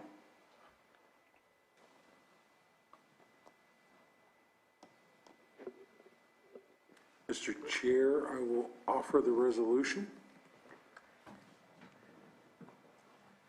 A resolution has been offered by Supervisor Simon. Johanna, roll call, please. Okay, Supervisor Simon, Yes. Supervisor Crandall, Aye. Supervisor Scott, Aye. Supervisor Pyska, Yes. and Supervisor Sabatier. Aye. Thank you. And then Part B. Mr. Chair, I move to approve the advanced step hiring of Jeff Ryan as an extra help employee. Second? Okay, Supervisor Simon, Yes. Supervisor Crandall, Aye. Supervisor Scott, Aye. Supervisor Pyska, Yes. and Supervisor Sabatier. Aye. Thank you, Johanna, for just moving along. I had a pause. Appreciate that. Thank you very much, Director Ewing. Thank you. And we are going to tackle the other extra item that we approved, and this is 4.1, extra item. A, consideration of an extra item, and B, consideration of purchase agreement between the County of Lake and Valley Oaks Land and Development, Inc. for surplus property located at Arabian Lane, Hidden Valley Lake, California. And I believe we've already considered A, so we are going to focus on Part B. And Director De Leon, floor is yours. Great, thank you very much. I'll be brief. As you are aware, I've been before your board on a few occasions tackling the various hurdles required for the declaration of the land being surplus, vacating the public interest, and we are finally at the conclusion, which is the approval of the purchase agreement. And I appreciate your board's consideration of this item. And basically, that's all we're asking for your board to do. We've accomplished everything we needed to do. We got the Planning Commission approval. We've had your approval along the way. And so we're looking for your approval of the purchase agreement between the county and Valley Oaks Land and Development, and authorize the chair to sign the purchase agreement. Thank you very much for your presentation. Any comments or questions from the board? Supervisor Comment Simon? is, glad we're having this conversation today. This has been a long time coming. Director DeLeon, thank you very much. And, you know, obviously, this is hopefully a project that will be completed down in South County that is much needed. So this is just one more step from our point of view. And I know that Scott has been working on this with admin for a long time to get it to this point. So I'm happy that it's here, and this will hopefully conclude our responsibilities from our side from the county. Thank you for your comment. This is one of those things where you look at it visually, it would seem so simple to get done, and it's taken quite a lot of steps to finally get to where we are. So I appreciate the work to get this to us, and I'm sure that others have helped in getting it here as well. Any further comments or questions before we open it up for the public? Okay, let's go ahead and open it up for the public. This is our extra item that was brought to our attention. And I see none on Zoom, and I see none in the boardroom, and so let's go ahead and bring it back for action. Mr. Chair, I move to approve purchase agreement between the County of Lake and Valley Oaks Land and Development, Inc. for surplus property located at Arabian Lane in Hidden Valley Lake, California, and authorize the chair to sign. Second. Motion by Supervisor Simon, second by Supervisor Pyska. Johanna, roll call, please. Okay, Supervisor Simon, Yes. Supervisor Crandall, Aye. Supervisor Scott, Aye. Supervisor Pyska, Yes. and Supervisor Sabatier. Aye. Thank you. Thank you. Thank you very much. All right. Thank you, Director DeLeon.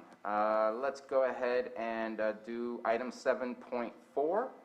Consideration of agreement between County of Lake and Behavioral Health Services as lead agency of the Lake County Continuum of Care and Elijah House for services funded under the Emergency Solutions Grant, Coronavirus ESG/CV program for fiscal year 2021-22 in an amount not to exceed $450,000 and authorize the chair to sign. Director Metcalf. Thank you, Mr. Chair, members of the board. Todd Metcalf, Behavioral Health Services Director. So as Chair Sabatier articulated, this is a contract with Elijah House to provide emergency COVID-19 homeless shelter services. As I know you all know, these services are currently being provided by Elijah House at Old Juvenile Hall. As Chair Sabatier said, this contract is funded under the State Emergency Solutions Coronavirus Program, and happily went out to bid earlier this year. The funding does flow through the Housing Continuum of Care, which is the entity that facilitated the bidding and awarding process. And the reason I mention that is because Lake County Behavioral Services oversees and administers the Lake County Housing Continuum of Care.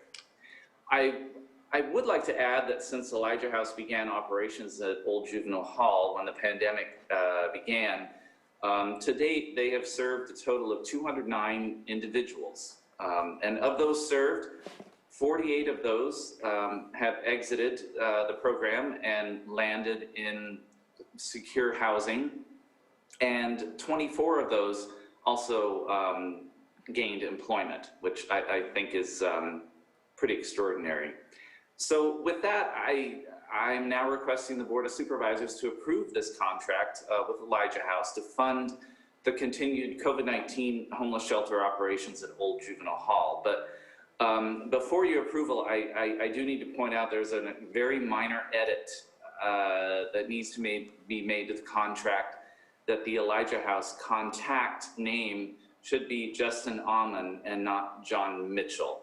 There was a change in personnel there. So, and speaking of Justin, I believe he might be in the room, so to speak, and he might want to add something to what I just said about this contract. I mean, Justin, are you here? I do see him, and he Yes, I am. Thank you very much. Yes, thank you, Director Metcalf. We are privileged to serve in Lake County, and over the last year, we're coming up on our 1-year anniversary. It is just amazing to see the success of someone coming from the street and being able to find housing for them, and eventually even finding a job for them. So we work specifically toward housing as a housing hub with a housing navigator and with case management. Yeah, it's a heavy lift, and we have a lot of the population, but I'm also very proud that we can save the county money by reducing police encounters and 911 calls as well for the people that are suffering from not having a secure place to sleep overnight. Thank you very much, and thank you for the services that you've been providing. It was exciting when we got Juvenile Hall reinstated, to the unfortunacy of some of the programs that had to move, but COVID-19 seemed to have fit perfectly where those programs had already been moved a little bit. But happy to hear the numbers. I know that I asked Director Metcalf for some of that data. Thank you so much for providing that to us. I think those are the types of measurements that we're looking to continue moving forward with this type of service. Any other comments or questions from board members? Supervisor Scott. Just a comment that I'm happy to be back into this conversation. I know I had to remove myself for quite a while because my daughter was working at Elijah House, but she's leaving for college in a couple weeks, so she no longer is employed there. But they've done some amazing work, and I'm glad to see that they are continuing to stay in Lake County and help our population. All right, thank you very much. Let's go ahead and open this up for the public. Anyone have a question or comment about this item?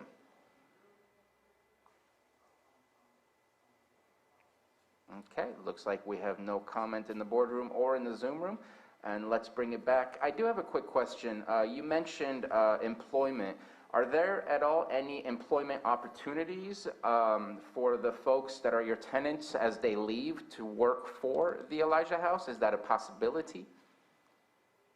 Yes, we are working on that presently. We have an opportunity in Lucerne, a community resource center, and our main opportunities are actually within the community. We are partnering with a placement agency, job placement agency, and we're also placing some of our residents in day crews and short-term labor opportunities. But as one of our policies is that someone who goes through recovery, so as long as they're out of recovery for 1 year, we are able to hire. So as we grow, that is the path that we're trying to create. And I think that's the best case scenario. It creates an opportunity for them, and not only that, but I know from, if Director Metcalf doesn't mind my saying so, that a lot of our substance abuse counselors have gone through some of the experiences as well, and those are the ones that can really inspire change in those that are currently experiencing these things. And so that personal knowledge and that personal perseverance to get out of their situation, I think, is going to have a huge impact on the rest of our community that needs that push and that inspiration to get into a better place. So I appreciate that you're working on that. Supervisor Scott. And I just want to add, they have had employees that did have lived experience on the streets working at Elijah House. They may not have been graduates from Elijah House, but they had the experience to be able to come in and help those living there. Right. No, thank you for that. If there's no further comments or questions from the board, I'm looking for action. Mr. Chair, I move to approve the agreement between County of Lake and Behavioral Health Services as lead agency of the Lake County Continuum of Care and Elijah House for services funded under the Emergency, Solutions Grant Coronavirus ESG CV program for fiscal year 2021-22 in the amount not to exceed $450,000 and authorize the chair to sign.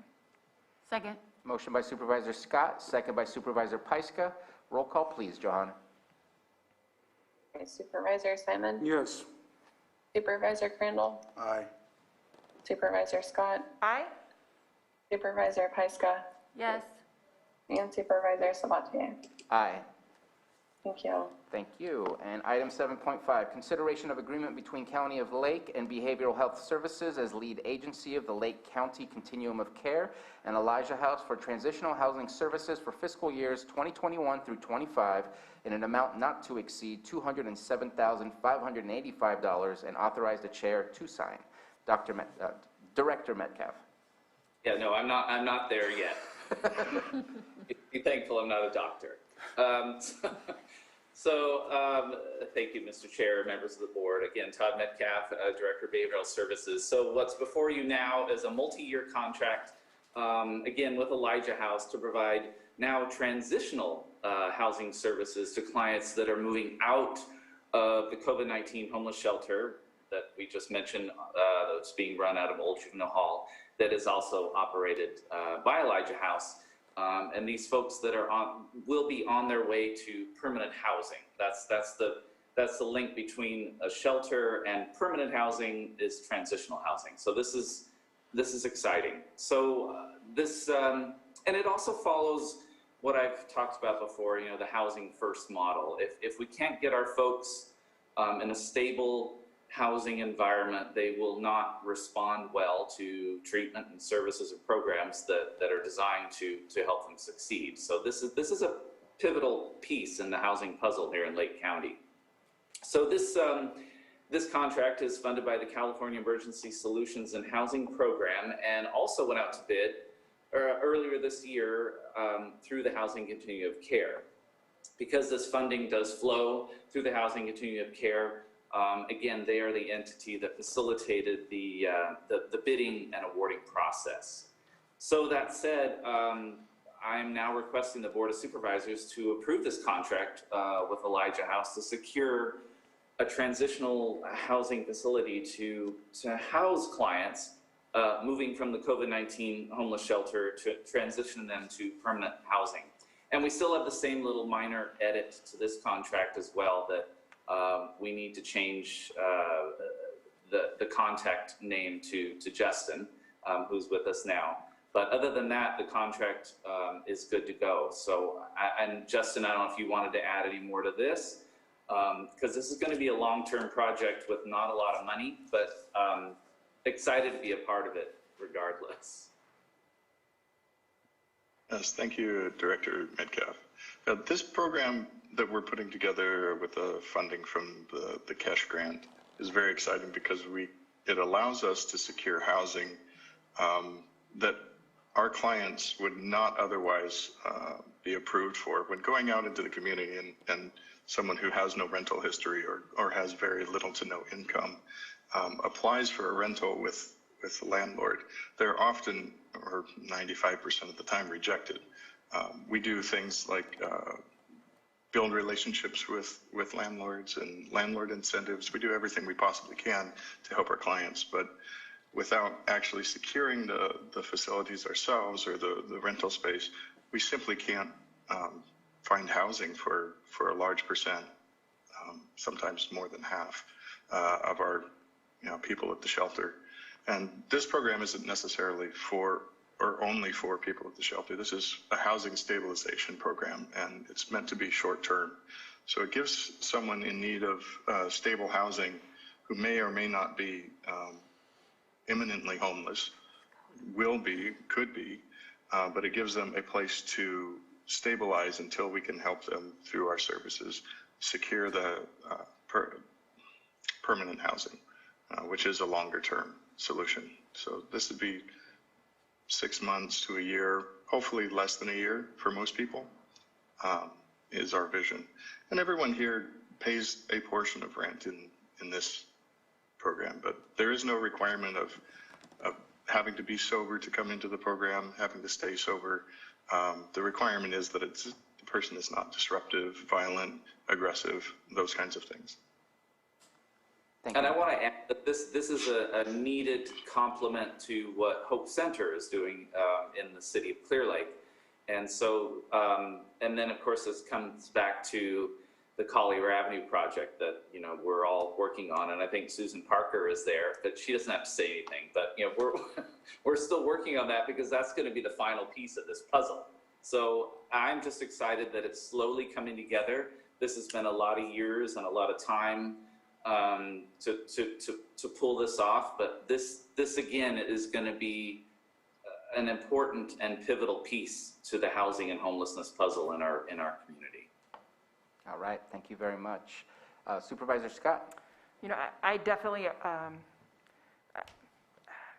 I approve this, and I think here in Lake County, we've had good intentions to try to solve some of the issues we have here, but I think we're realizing that we need more than good intentions to solve the biggest issues that we have in Lake County. And as Todd said, this is just one more puzzle piece to be able to secure housing, get people moving in the right direction, and I'm excited that Elijah House is here to assist us with this. Thank you for your comment. Any further comments or questions?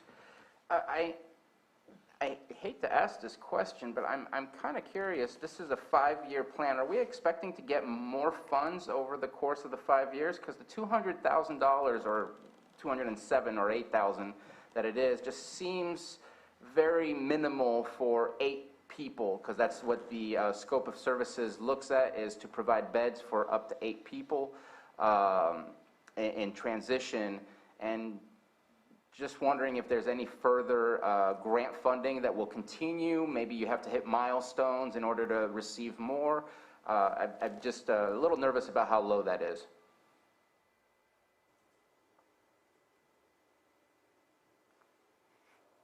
Thank you. Yes, we're a little bit nervous that it's low. What our plan covers, our current budget covers 2 years, and we will be fundraising the entire time. Luckily, the part of rent that the clients pay does help a little bit. We are trying to extend the program as far as we possibly can.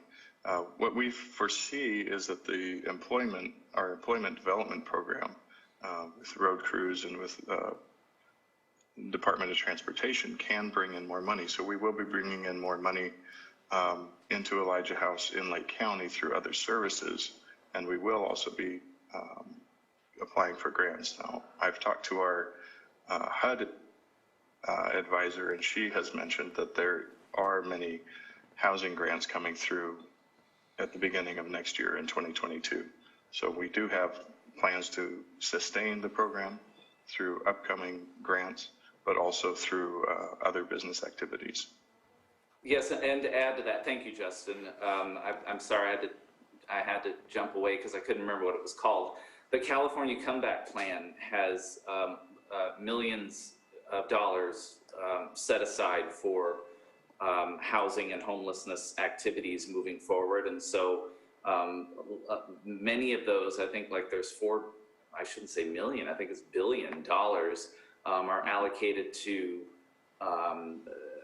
folks experiencing homelessness that are also experiencing mental illness and substance use disorders. So those monies, I'm fairly confident, will come our way.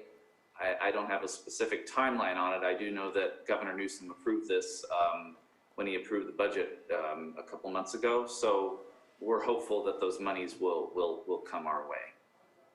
I believe that was even about a week ago is when he finally put out his statement of the amount of money coming through for homelessness programs. Yes. And unfortunately, as we all know, the public statements versus access to the funds is always there's a separation of time that I'm becoming very well aware of, but my patience wears thin sometimes. But it will be coming, and yes, if we have projects ready to go, that those funds will be available to us. My last question for Mr. Ammon is, at this moment in time, you do not have a facility spec'd out for this program. You will need to find a facility to be able to provide those 8 beds? That's true. We do have a place in Lucerne, but we've decided to look for additional places because we are funding the building in Lucerne through other means. We're looking at a better suited location so we can add even more beds. Okay. It'd be very interesting if you can just keep us up to date as to where those facilities will grow. I know that it's important to me that it gets spread out throughout. I know that we've worked on Hope Center and Elijah House simultaneously. That seemed like a really good fit to have something in the northern area of the lake and something in the southern area of the lake. I just think it's important to understand where these facilities are. That way access to service is always an important part too. And also, I know you guys are hungry. Well, so am I. It's lunchtime. But also just wanted to point out that the growth of the housing continuum of care, in that we, launched a homeless management information system a year or so ago, maybe it's been 2 years now, that I've said before, has really opened the door and provided us many more opportunities that we didn't have before.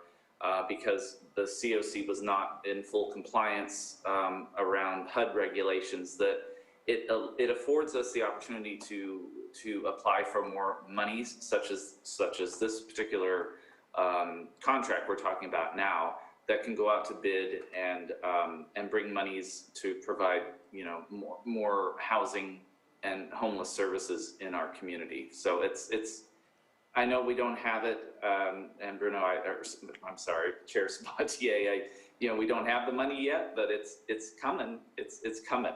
And I appreciate that we've been accessing those funds. I think COVID-19 helped with momentum. So let's go ahead. If there's no, I just wanted to add, I'm thankful that Todd brought that up, because that's where the direction I was going to go. 5 years ago, we would not have been able to tap into these funds.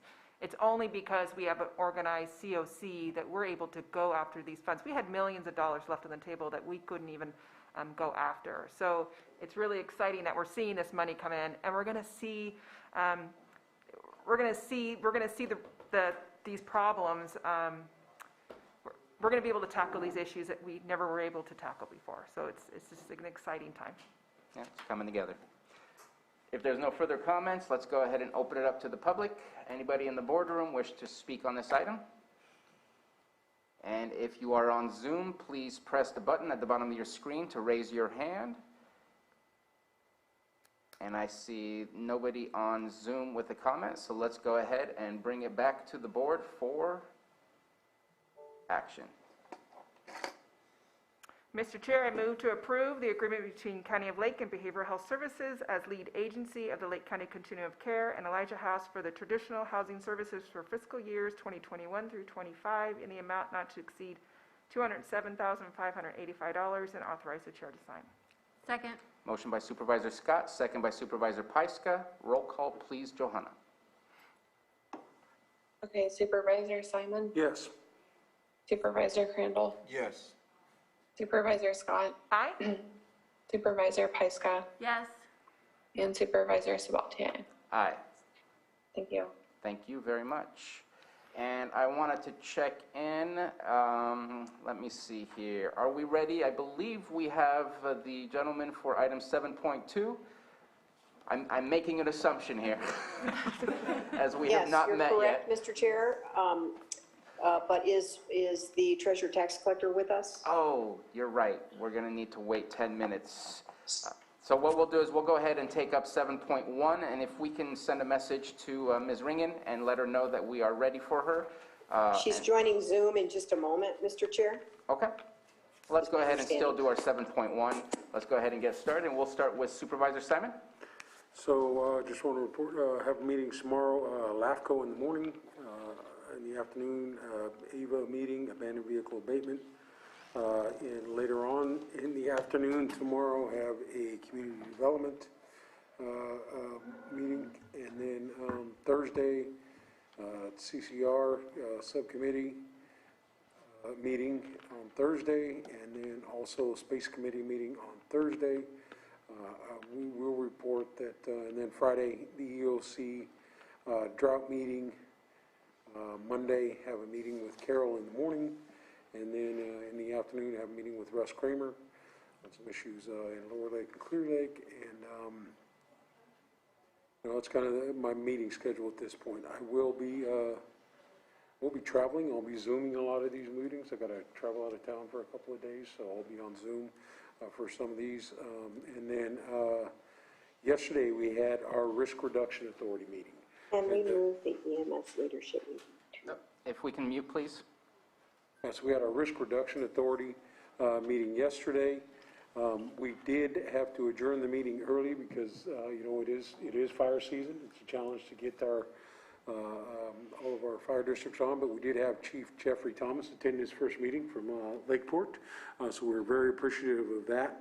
Gives us the time. We did move forward with approving the NCO, moving forward with the grant on behalf of the county for $175,000 for the coordinators grant that's being offered by CSAC and the state of California. So we're excited about that initial opportunity, and we also approved in general concept the conversation about applying for AmeriCorps teams that would be stationed here in Lake County. Got put in for 3 of them. We've got to figure out the housing issue now, obviously, from our side, but there'll be some meetings that we coordinate as we move forward there. But the most important thing is we have NCO on board now. They will be giving us the clerical support and other things that are needed at the Risk Reduction Authority, and I think we're moving in the right direction. So that's what I have to report. Thank you very much. Let's move on to the reverse side. Supervisor Pyska. Just a couple things to report from last week. The Cauberry Council met last Thursday night, celebrated their 5th year, so that's very exciting.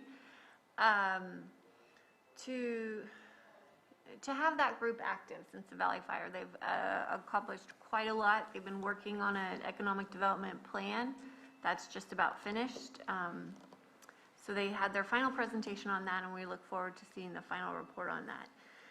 Earlier that day, there was the Disaster Council meeting, and we talked about the siren, the emergency sirens that are in South County are activated by the sheriff. And so at our Disaster Council meeting, the sheriff's office talked about activating the sirens at 11 a.m. on the first Monday of every month going forward, regardless of whether or not we are in fire season, but will not activate the sirens if there is an active fire in Lake County or threatening Lake County. So this has been a little bit inconsistent over the past couple of years, and the Cauberry Council and the Cobb community has asked for this consistency. So hopefully going forward, we're going to have that solved. One of the things that they do continue to ask for is a full 3-minute cycle, which we haven't had yet. So we get a lot of comments when we have a siren that's activated. It's a 30-second test, which means it's 1 rotation of the siren. But when you have a full 3-minute test, the siren's able to rotate several times. So it'll provide a different sound. A lot of people say they can't hear the sirens, but if you have that consistent turning of the sirens, it might be different. So we're hoping that we can move forward with that at some point, but you know, the sheriff's office has the responsibility of the sirens, and so just keeping these conversations going is really, really important. You know, everybody's on edge during fire season, so the more consistency we have, the better. I think those are my biggest updates from last week. So tonight is the Kelseyville Unified School District meeting, and I was asked to attend that meeting because there is a charter school that's hoping to get their charter approved tonight. That's for a Waldorf-inspired school, so we'll see how the district votes on that tonight. Tomorrow, I am really excited to go up on Mount Konocti with Kevin Keeley to research the Konocti project. So I'm always looking forward to going up on Mount Konocti. Really looking forward to that meeting and speaking with Mr. Keeley about the project. There's a CDD committee meeting, and then the radio check-in is always Wednesday at 6:30. Thursday, hoping to listen in on the Hope Rising meeting. Thursday evening is the Kelseyville Street Dance. And I'm also going to be working remotely off and on as Supervisor Simon. I have some traveling to do. So I will be attending meetings, but some of them may be in Zoom. And Monday will be my weekly meeting with Carol, then back here virtually next Tuesday for the board meeting. Thank you. And Supervisor Scott. Yes, just some reports. I know Lake County here, we struggle and we suffer from many emergencies, but I think we have one silent emergency that's continuing to happen here, and that's overdoses. This last week I was able to attend an opioid, it was Narcan, how to give somebody Narcan if you think that they're overdosing, to be able to bring them back so they don't die. And it was a great partnership between Hope Rising, SafeRx, and this was actually given at the Lakeport Library. So it was a great partnership. There was many community members there, understanding the issues that we have here in the community, what to look for, and how to save somebody's life. So always look for that. These are free trainings, and they give you everything you need to be able to carry with you. And just know, too, they let you know that if you think somebody's overdosing and you give them Narcan and it turns out that they're not overdosing, you're not doing any damage to them. You can't OD on that. So it's just great information that I think everybody in our community needs to have, because if we have more people equipped to save lives here, we'll be able to save more lives. My calendar, I'm hoping to be out of here to attend a 6 p.m. City Council meeting tonight. Looking at you. It's going to be their first in-person meeting, and we'll be getting to know their new canine dog that they have here now in Lakeport. I think it's been many years that they have not been able to have a canine. And then tomorrow I have many emails and phone calls to go look at, and I have a check-in with Todd Metcalf at 1. And Thursday I have a Hope Rising meeting at 9 o'clock that I'm actually going to their first hybrid meeting. I'm planning on attending in person and then talking with some of the staff at Hope Center. On the 23rd, I have an EMS meeting, which is done on Zoom. And then on Saturday, I will be attending the Foster Neighbors meeting at Grace Church in Kelseyville. This is a great group that connects foster families with community members that want to assist. It starts out with just the connection of having somebody to reach out to. They bring a meal once a month to your home, just to have somebody to talk to. And then we're really hoping that we'll develop more neighbors in our community that realize they can be a foster parent too, because we need many more foster homes in Lake County, because we have too many children being sent to our neighboring counties. And so they're not only losing their families, they're losing their communities. And we all know how important community is, or we wouldn't be here. And then on Friday, I have a Scotts Valley community meeting, which will be done on Zoom. We are talking about how we can go about having hybrid meetings, but the place that we meet does not get good service. So we're really kind of struggling with how we're going to have our Scotts Valley meetings, continuing having it be in a hybrid, and then back here on Tuesday. Thank you very much, Supervisor. Supervisor Crandall. Yes, so I'll start off with the meeting that we had last week, the LATH committee meeting. Shannon McGovern from Cal Water gave a presentation on what Cal Water will be doing for the town of Lucerne. And there was lots of people there from the community. It was my town halls have been very active lately, and that's really good. I'm proud that they're coming to ask questions and get their concerns met. Daniel Casey from the Lake County City Area Planning Council was discussing some of the future projects that will be coming down the pike down in the future. And because of the COVID pandemic, there was a project before that kind of slowed things down, but that was a pretty good presentation as well. Of course, just wanted to highlight Sunday, there were 2 fires in my district in one day, and we discussed earlier the moment of silence for the folks that lost their homes. I wanted to thank the board here for responding to some of my calls, because I was out there with Chief Ciancio, and they were doing a great job as well. And Clear Lake Oaks did a really good, the water company out there did a really good job responding as well. And so we're working on different initiatives, discussions, in case, just to be prepared, because had there been another, God forbid, if there would have been another fire in Clear Lake Oaks, they would have ran out of water.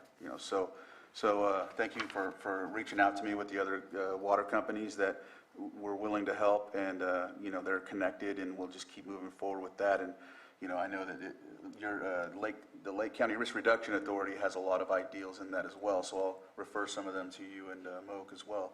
But I just wanted to highlight that because, of course, we all know, you know, we know what happened. The map, I think, helped. People were really responsive. I seen that on Facebook. People were guiding people to what area they were in. And so if you haven't looked already, please go and find that site. Let's see. Is that the Zone Haven? Zone Haven, yes. Thank you for that. I was just going to look for the name of it. It's Zone Haven. Anyhow, so today, finish this meeting. Tomorrow, I'll be in the office until Worth Committee meeting in Upper Lake. And then Thursday, Space Committee. Actually, I'll be following up in Spring Valley with some constituents about kind of what we discussed or what was discussed to us today. Space Committee, CLOGBA, will be in Clear Lake Oaks in the evening time.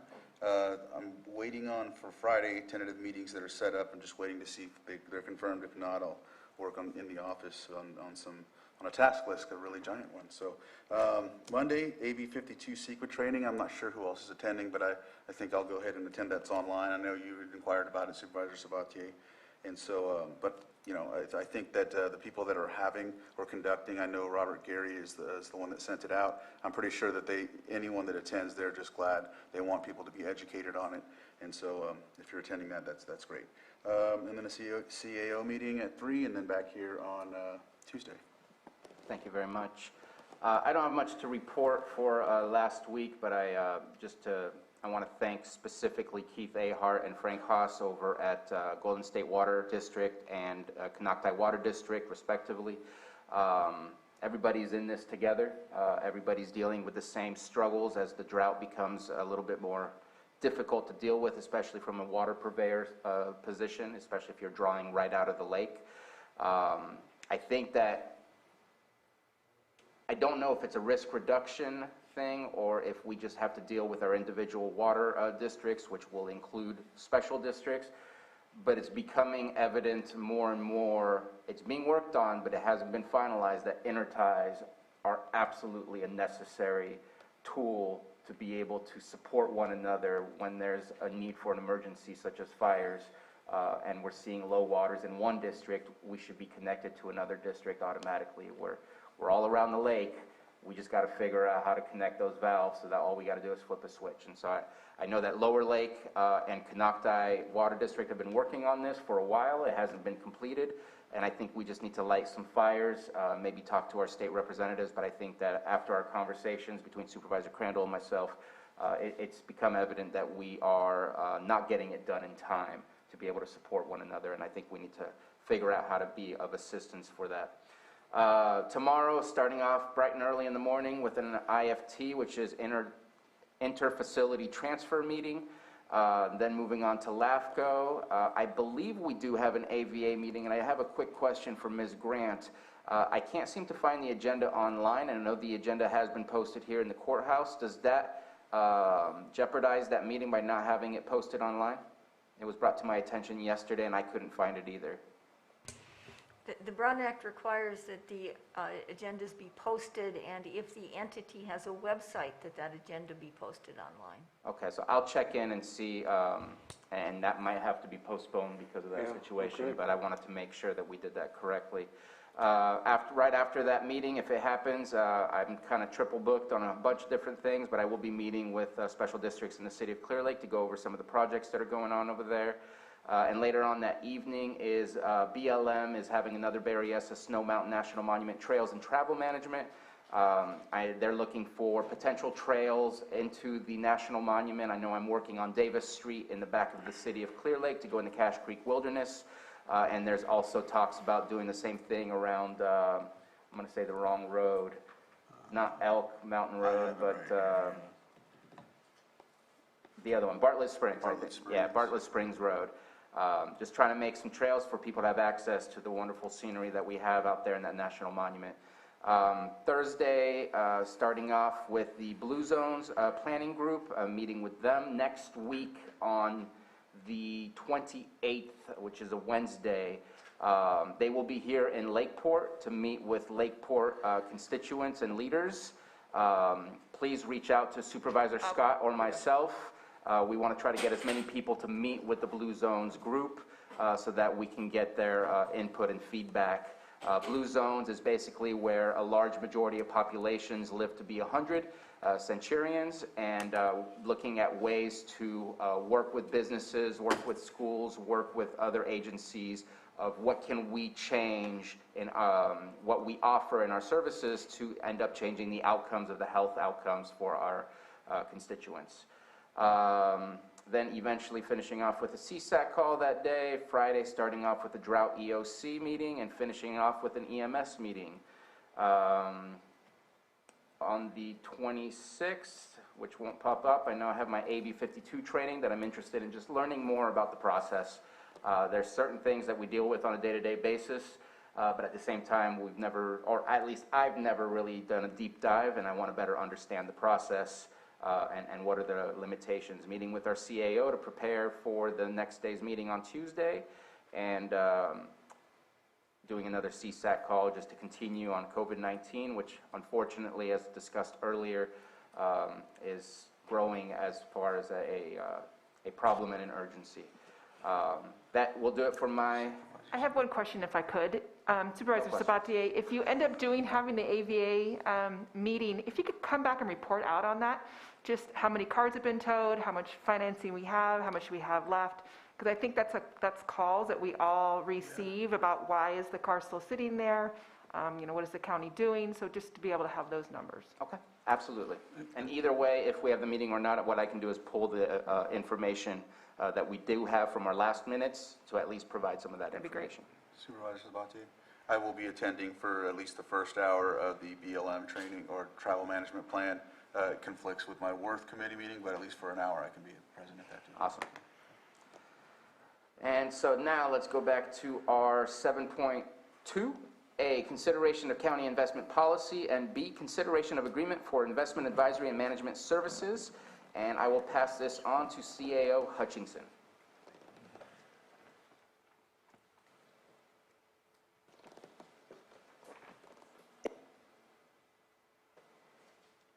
Want me to get another chair so they can come sit with us here? And yes, if you would like to, that other chair right next to the TV screen, if you want to sit right in the front. So thank you, Mr. Chair. I'm sorry I was a little slow on the mute button. So as you are well aware, Patrick Sullivan has taken the lead. Our tax administrator has taken the lead to bring this item to you today. We're excited to be here, and I want to welcome representation from Chandler Asset Management, who I understand has gone to extraordinary lengths to be present today. So take it away, Patrick. All right, good afternoon. I was going to walk through just some of the highlights of this agreement and how we got here. Just a reminder that Chandler Asset Management was selected after receiving the highest score in our RFP process that was conducted over this last year. The goal of this is to retain an investment advisory and management service. That brings us into line with best practices.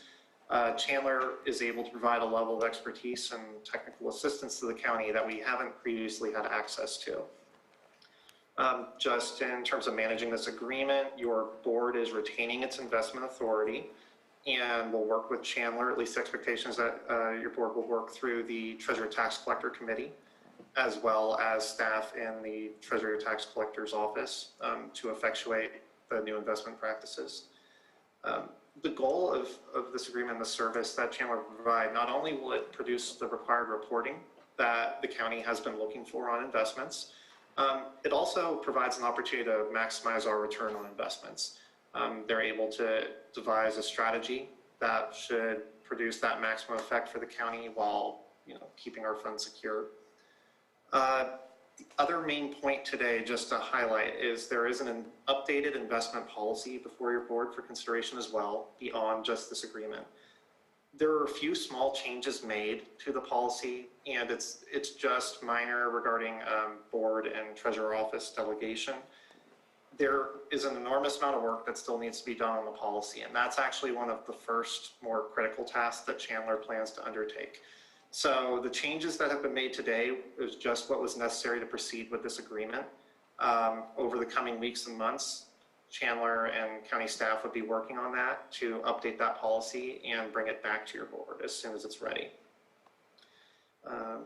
The other point that I would just want to be sure to highlight, as your board is aware, there are increased costs associated with this agreement, but it is providing this new level of service and also the opportunity to offset those costs with hopefully an increased return on our investments. So this agreement and policy are before your board for consideration. And the team from Chandler, as you know, is present in the boardroom and available for further questions or comments. Thank you very much, Mr. Sullivan. Would you gentlemen like to introduce yourselves? Absolutely. Supervisors, my name is Carlos Oblitas. I'm a senior portfolio strategist working with Chandler Asset Management. This is my colleague, Anil Murthy.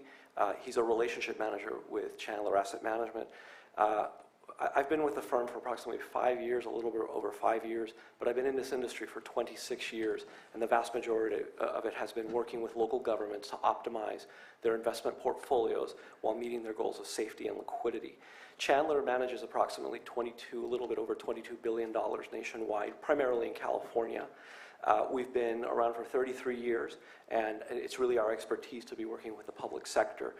We work with some of your neighbors, like Calaveras County and Mendocino County, and we've just started working with our friends in San Benito County. We're also the advisor for San Diego County, and we do some one-off projects for Ventura as well. So we've got quite a bit of experience on how county treasuries work, how they function, how they provide their quarterly apportionment rates to their participants, and we will work with the treasurer tax collector and with this board to ensure that we meet the goals of safety, liquidity, return, and also add a level of transparency and efficiency to the process. We just want to thank you for selecting our firm. We're very excited to get to work. Awesome. Thank you very much. Any comments or questions from the board? I appreciate that we're here. This has been a long-term conversation starting, I believe, in 2018, if not before that time. And this is important not just to us here in this county, but it's important to others who have their cash deposits within our accounts. And so everybody from our fire departments to our schools depend on this to have the best outcomes possible. And I'm looking forward to that. I'm looking to meeting with you and working with the ad hoc committee to figure out what is our best policy to move forward and make sure that we maximize our outcomes. I appreciate the experience that comes behind you. And I appreciate admin staff working on this. I know it has not been a simple process. There's been a lot of push to get things on our agenda as quickly as possible, but this is important, and I'm happy that we're all here to have this discussion and looking forward to approving this. Any further comments or questions before we open it up for the public? All right, let's go ahead and open up for the public. Zoom room and boardroom. Raise your hand if you wish to speak. And hearing none, we will bring it back for action. Mr. Chair, I move to approve the county investment policy and approve the agreement for the investment advisory and management services and authorize the chair to sign. Second. Motion by Supervisor Simon, second by Supervisor Pyska. Johanna, roll call, please. Okay, Supervisor Simon? Yes. Supervisor Crandall? Aye. Supervisor Scott? Aye. Supervisor Pyska? Yes. And Supervisor Sabatier? Aye. Thank you. Thank you very much. I know you made a long trip to come here for such a short item, but I believe you're meeting with staff today, and I'm hoping we're going to call a lunch here momentarily that you can meet with the ad hoc committee. That way we can at least start that relationship and move on from there. Supervisors, thank you very much. We're very excited to get started. All right. Thank you so much.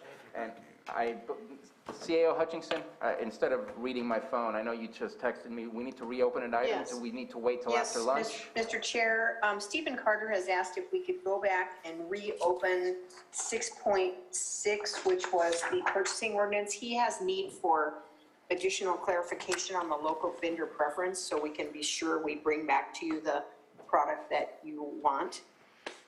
And Stephen, are you in the Zoom with us presently? Are you ready to take that up if the board reopens? I'm ready. Should be quick. Okay, I think we need a motion to, we didn't take any action, still need a motion to reopen? Okay. Mr. Chair, I move to reopen 6.6. Second.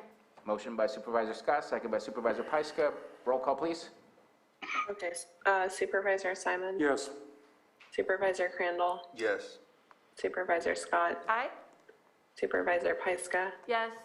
And Supervisor Sabatier? Yes. Thank you. Mr. Carter, what clarification are you looking for?